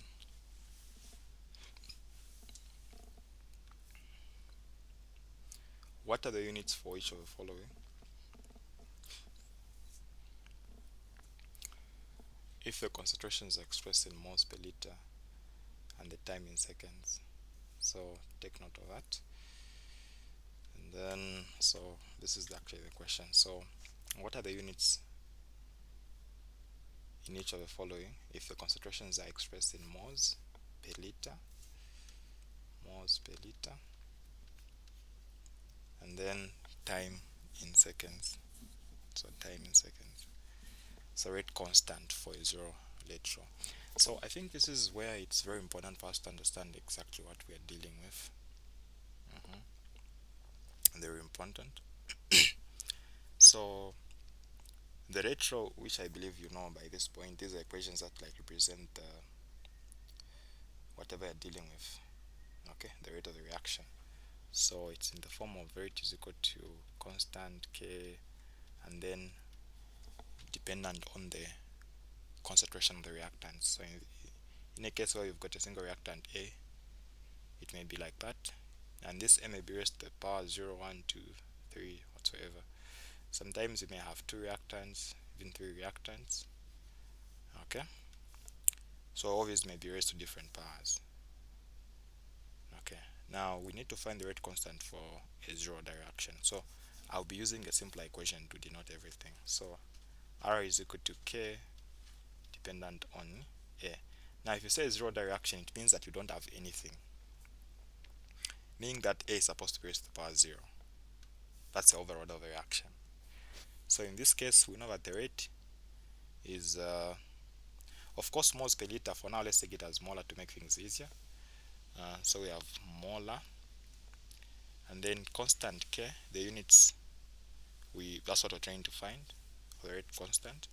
And then since this is the power 0 to just be eliminated, so you notice that the units actually for K in a zero order reaction is just molar concentration or mole per liter.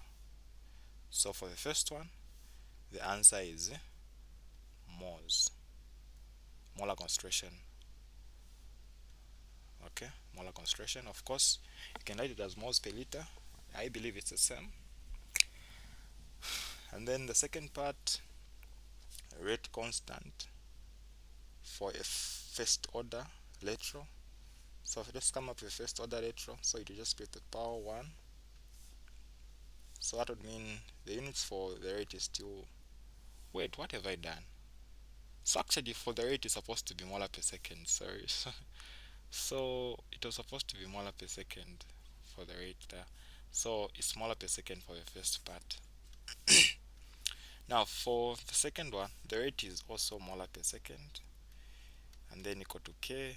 Now the units for, in this case, A is going to be there because the power 1. So A is denoting the concentration. So concentration is in molar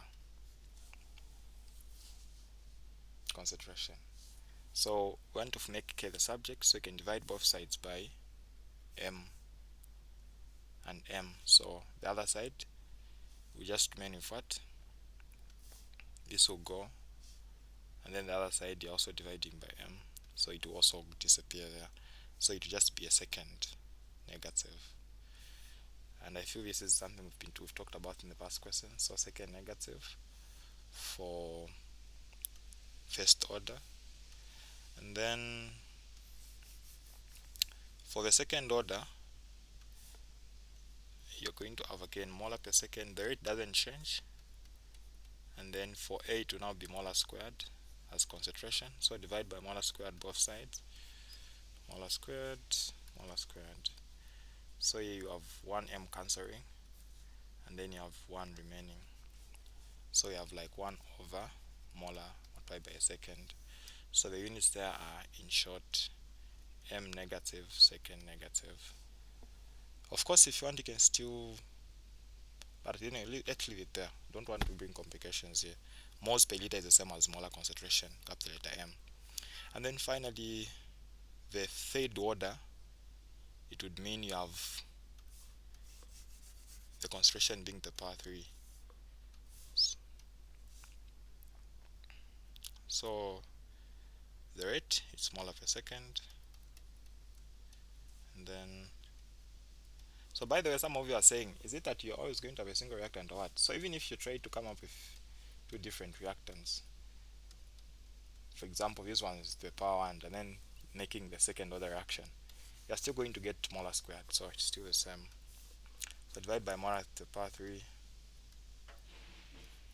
so remain with molar squared on the bottom. So you have like that, which is going to be like molar negative 2, second negative 1. So these are the different units of the rate constant. So you can actually come up with a formula, but I think I mentioned earlier, it's like molar, and then you have like 1 minus x, where x is like the overall order of the reaction, and then you have second negative, which is like expected to always be the same.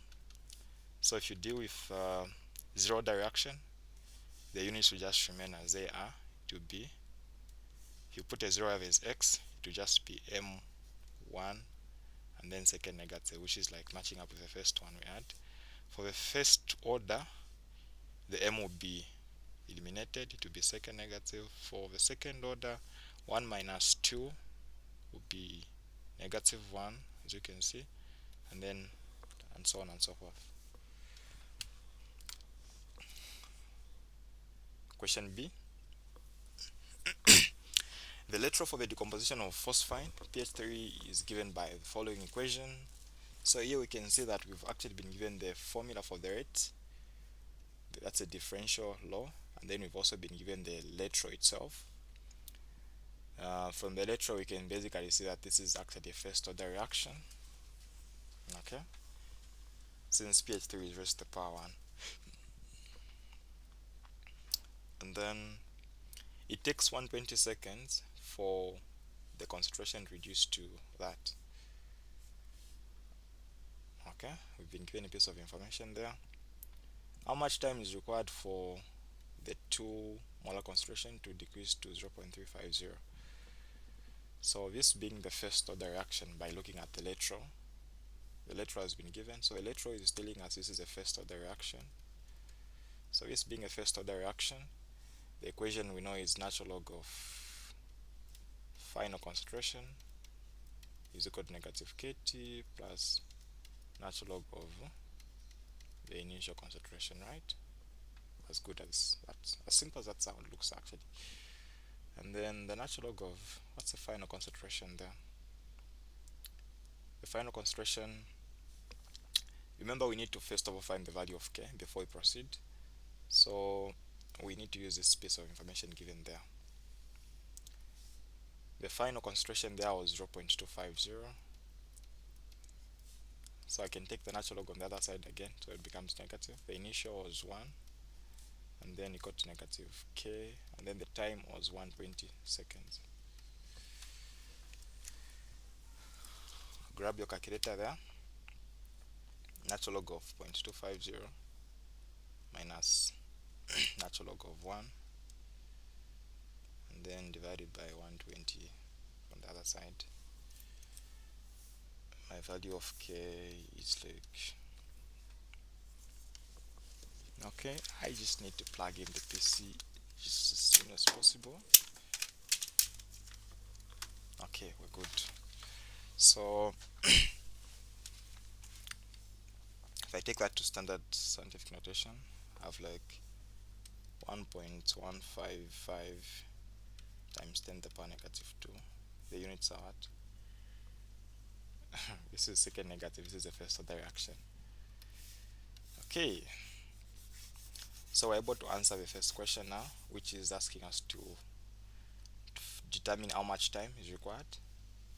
So natural log of final concentration minus natural log of the initial concentration, and then is equal to negative KT. So K has been found. So that is just one way of writing the first order, the integrated lateral for the first order reaction. So we just need to plug in. So this is the initial. We're decreasing to the final concentration of that. So natural log of the final is 0.350. The initial one we started with was a 2.00, and then negative K, our K, we found it to be 1.55 times 10 to the power negative 2, and then what we're trying to find is T now. Okay, so make it super simple there. So natural log of 0.356, 3.350 actually, minus natural log of 2 divided by the answer from the other side. The time that I am getting is 1.5 times 10 to the power 2. So if I take that to the normal form, that's like 150.87.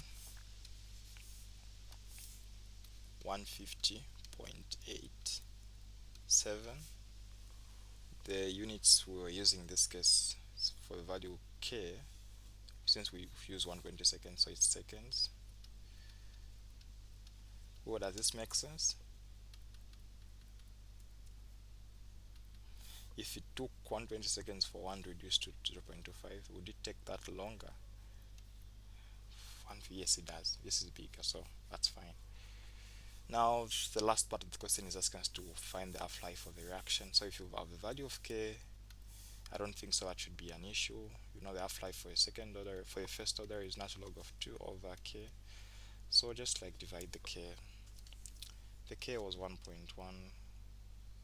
by 10 to the power negative 2, and then divide that into the natural log of 2. So approximately, after dividing this value as your K into the natural log of 2, your half-life becomes like 60, approximately 60 seconds. We're now on question 8.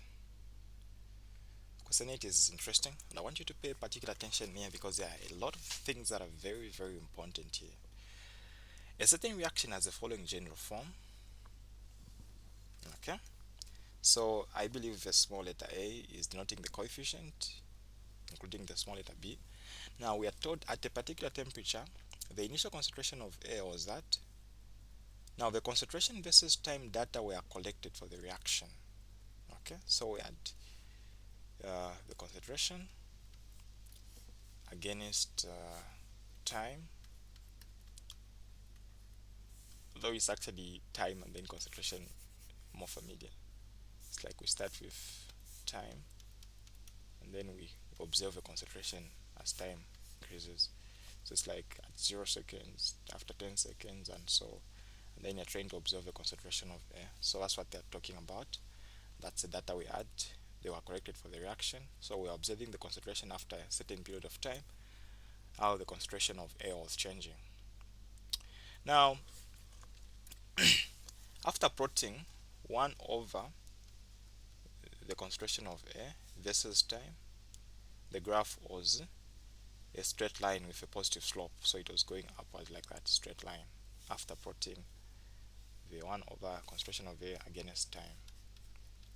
Well, what does that tell us? So if somebody's been doing chemical kinetics, you know that for the zero order reaction, the integrated ratio is final concentration is equal to negative kT plus the initial concentration. So for this one, if it is actually true, if it is if it is a zero order reaction, the graph is going to be a negative slope, a straight line that is plotting the just concentration against time. Okay, and then for a first order, what only differs is we now plot the natural log of the concentration. The slope is also negative. Okay, so if you plot all the negative the log, the natural log of the concentrations against time, if it is a slope downward straight line, it's a first order. Now for the second order, it is unique because it is 1 over the concentrations, and then it is a positive slope, unlike the first two. This is where it becomes interesting. So it's the only one that is expected to go up, and then when it is a straight line, positive slope going up, then it's a confirmation, it's a second order reaction. So if we go back to the data we've been told here, what do you think? So we have been given we are told a plot of 1 over the concentration versus time.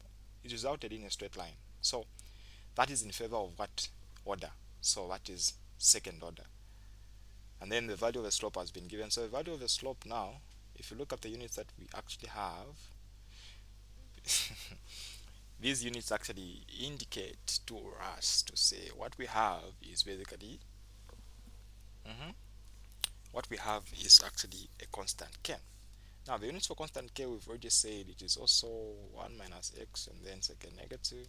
So if you try to actually substitute a second order there, a 2 for molar, you actually see that the units will actually become negative, and then second will still be remaining negative. Okay, now if you say molar is actually negative, you know molar stands for moles per liter. So if it's a negative, it means it's reciprocal, so liter per mole negative, and then so which confirms. So even the units as well are able to tell you that this is actually a second order reaction. So even if this is not stated, the units of k should tell you the order of the reaction you're dealing with. Okay, now the question says determine the electron. So this is only dependent on a single reactant there. So electron is obviously going to be R is equal to, or I like finishing it as a rate is equal to k, and then dependent on the concentration A to be raised to the power at 2, confirming it's a second order reaction. The integrated ratio is obviously expected to be the natural log of A. Sorry, why am I? Okay, we've solved a lot of questions dealing with the first order. So this is going to be 1 over the final concentration equal to the positive slope plus 1 over the initial concentration. Okay, we are good. And then the value of the rate constant. So we need to find the value of the rate constant for this reaction. So how do we find the value of the rate constant? I think the value has been given. The slope has been given. So that's the rate constant k. And then we need to calculate the half-life. How do we find the half-life? So the half-life now is going to be... Okay, so how do we find the half-life of a second order reaction? So I've forgotten. So if you've forgotten and then you're able to remember the integrated rate law, that should not be a struggle. So all you have to do is, that is our equation we have. So the final, let's take the initial to be A. So if our initial is A, the final is going to be A over 2. So we're going to have, where we have a final, we're going to put A over 2. Now A over 2 is like reciprocal of, if you have 1 over A over 2, it's like reciprocal. So it's like, if you substitute where you have final, where A over 2 is going to be 2 over A, and then is equal to KT, the other side to just be 1 over A. Collect the like terms, 2 over A minus 1 over A is equal to KT, so you have a common denominator, so 2, you're going to have 1 over A. Of course, the construction of A is equal to KT, and then your time becomes K, like that. So what we have here is we're saying the half-life of the second order reaction is like 1 over K, and then the concentration of A, like that. So that is expected to be the half-life if my calculations are all okay.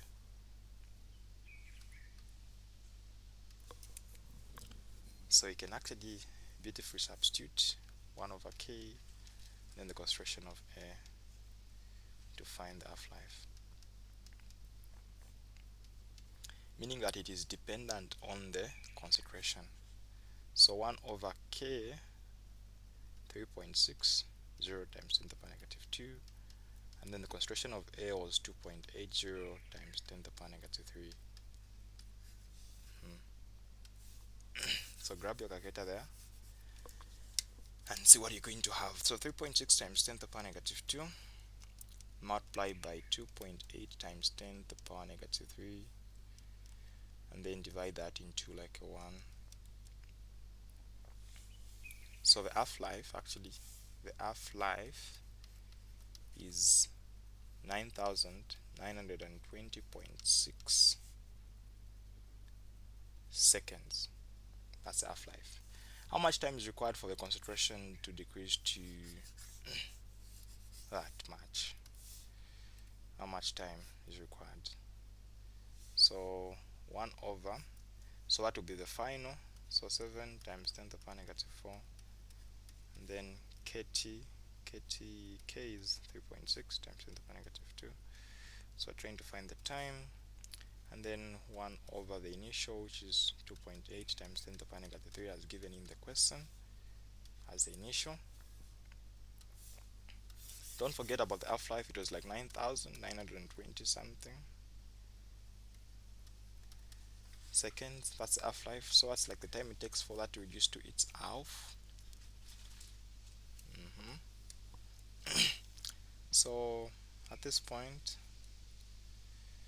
I personally would make this easy by taking it on the other side and then just subtracting. So if we have 1 over 7 times 10 to, okay, 1 over, I'll put in brackets 7 times 10 to the power negative 4 minus 1 over 2.8 times 10 to the power negative 3.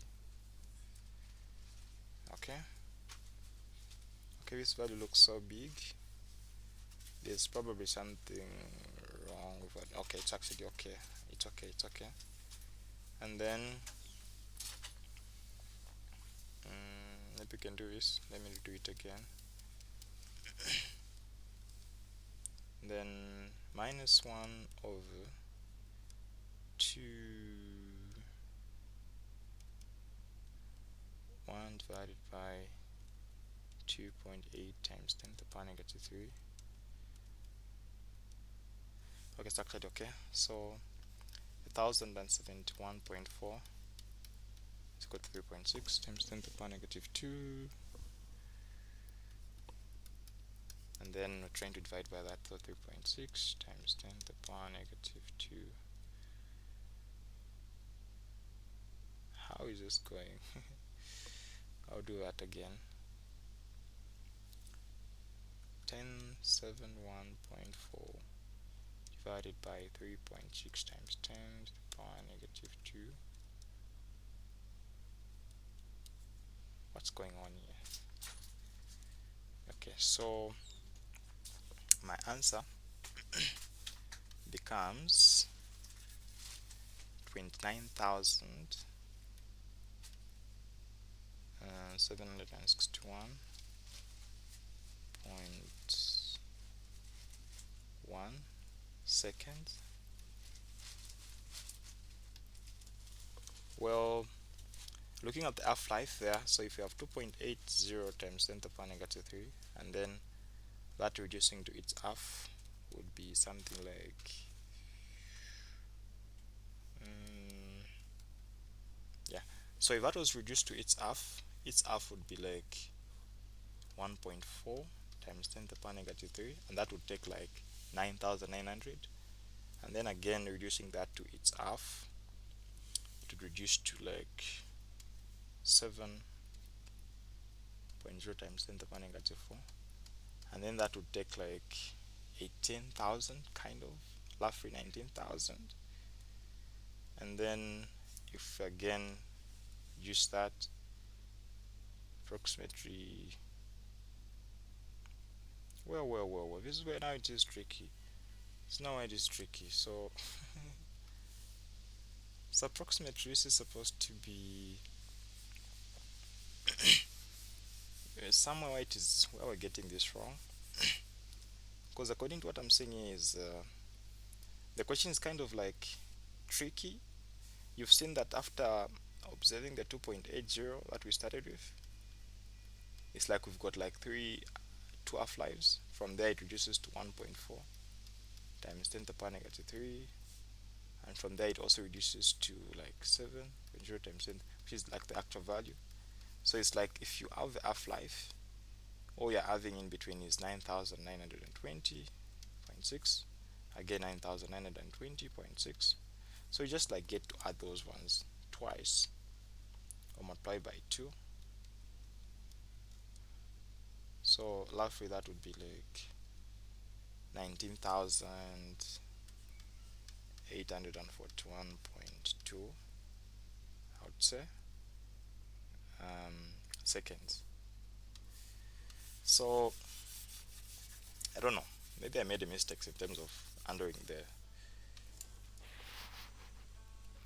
it using the other ways.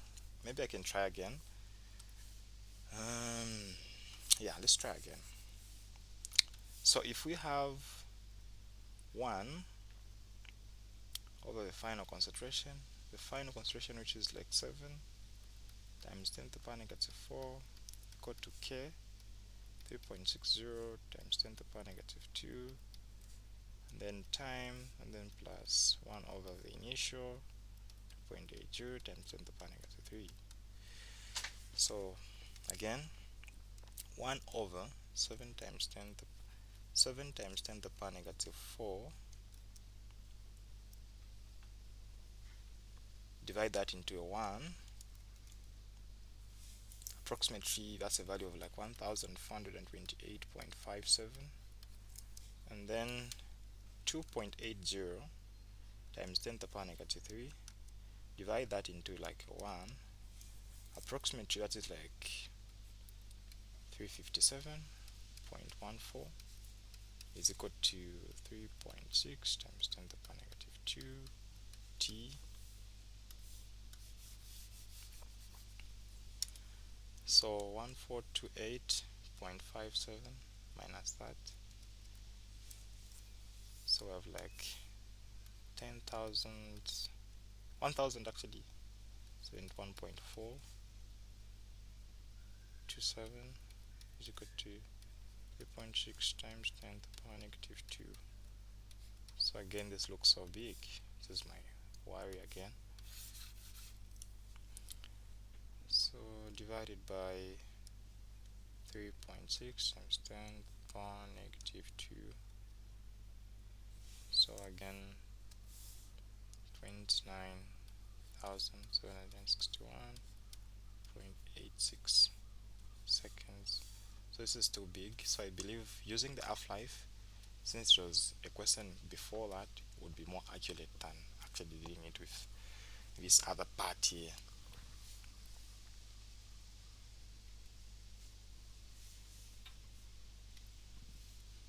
Okay, we're now on question 9.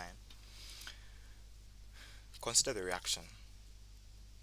If in a certain experiment, over a specific time period, 0.0048 moles of pH3 is consumed in a 2-liter container.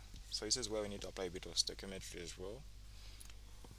Each second of a reaction, what are the rates of production of P4 and H2 in this experiment? If in a certain experiment, over a specific time period, 0.048 moles of pH3 is consumed in a 2-liter container. So already from there, we should be able to find the mole. Under question 10, what is the relationship between the rate of production of ammonia and the rate of consumption of hydrogen?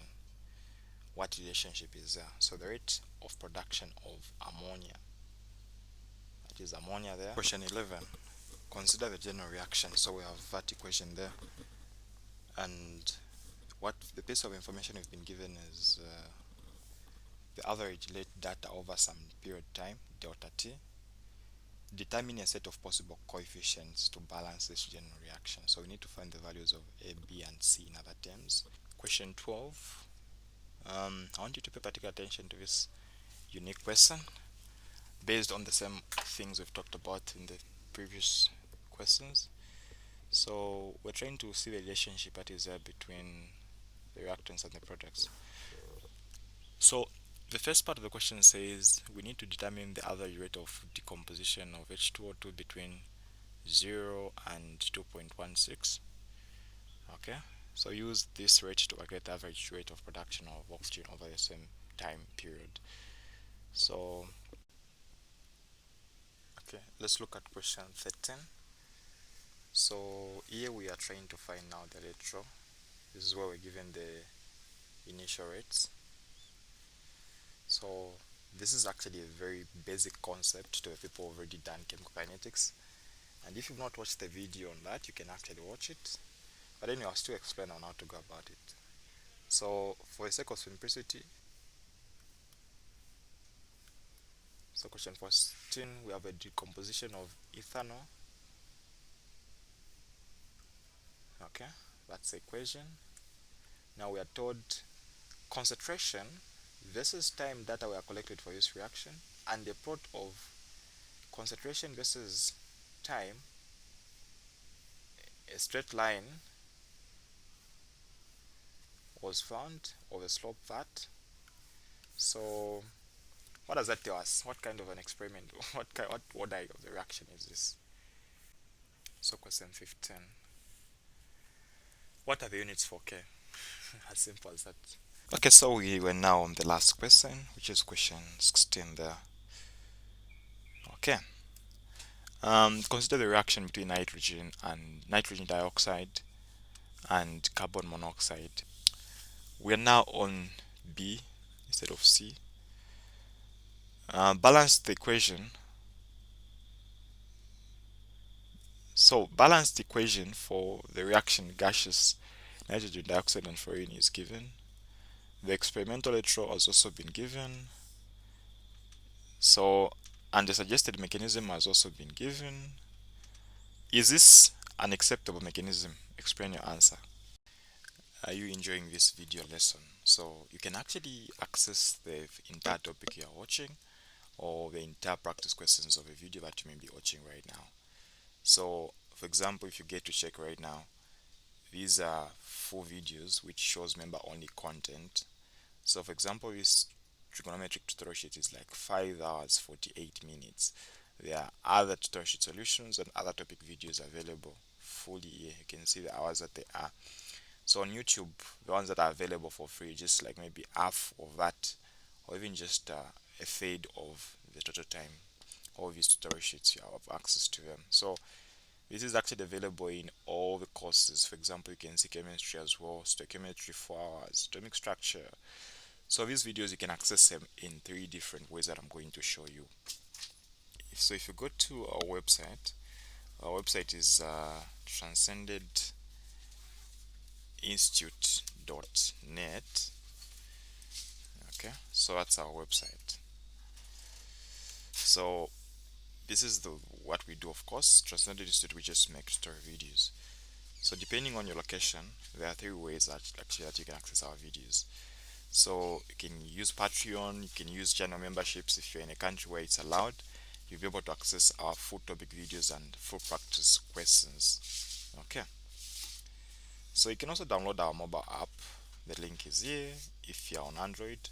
I believe by the time you may be watching this video, even the iOS app may also be available. Okay, so alternatively, you can access the videos using our learning portal. The link is learn.transcendentinstitute.net.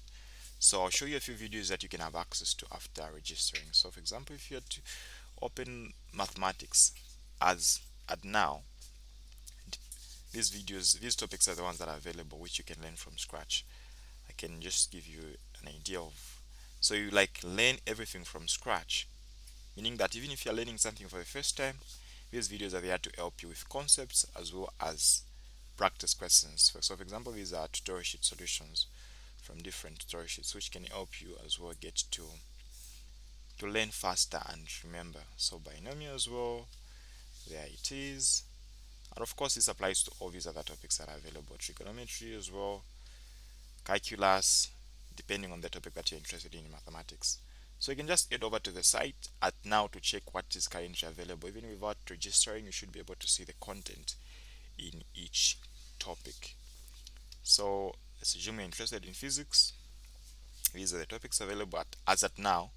So you can actually just head to the site to check the topics that are available at the time you're watching the video. So for example, I can show you work. These are videos available explaining work, including the tutorial sheet based on work. Okay, let's say you're interested in circular motion. These are the videos available on circular motion with tutorial sheet solutions. Linear momentum. So if you watch these videos, trust me, you should have understood the topic in full. For example, momentum, this is what you get to learn. Check the length of the videos, and I mean they are. And then I can show you now a bit of some chemistry. So if you open chemistry, these are the topics available as at now: electrochemistry, stoichiometry, thermochemistry, kinetics, equilibrium, solubility, equilibrium, atomic structure. So trust me, if you open these videos, you might have learned the topic in full. Let me show you stoichiometry. So stoichiometry, we have all the way up to 21 videos, including the tutorial sheet solutions, which will help you to practice both the concepts and also prepare for questions. Okay, so feel free to head over to the site and check out these videos on your own. So equally, biology videos are also available, which you can also basically get to access. So these are the topics available so far.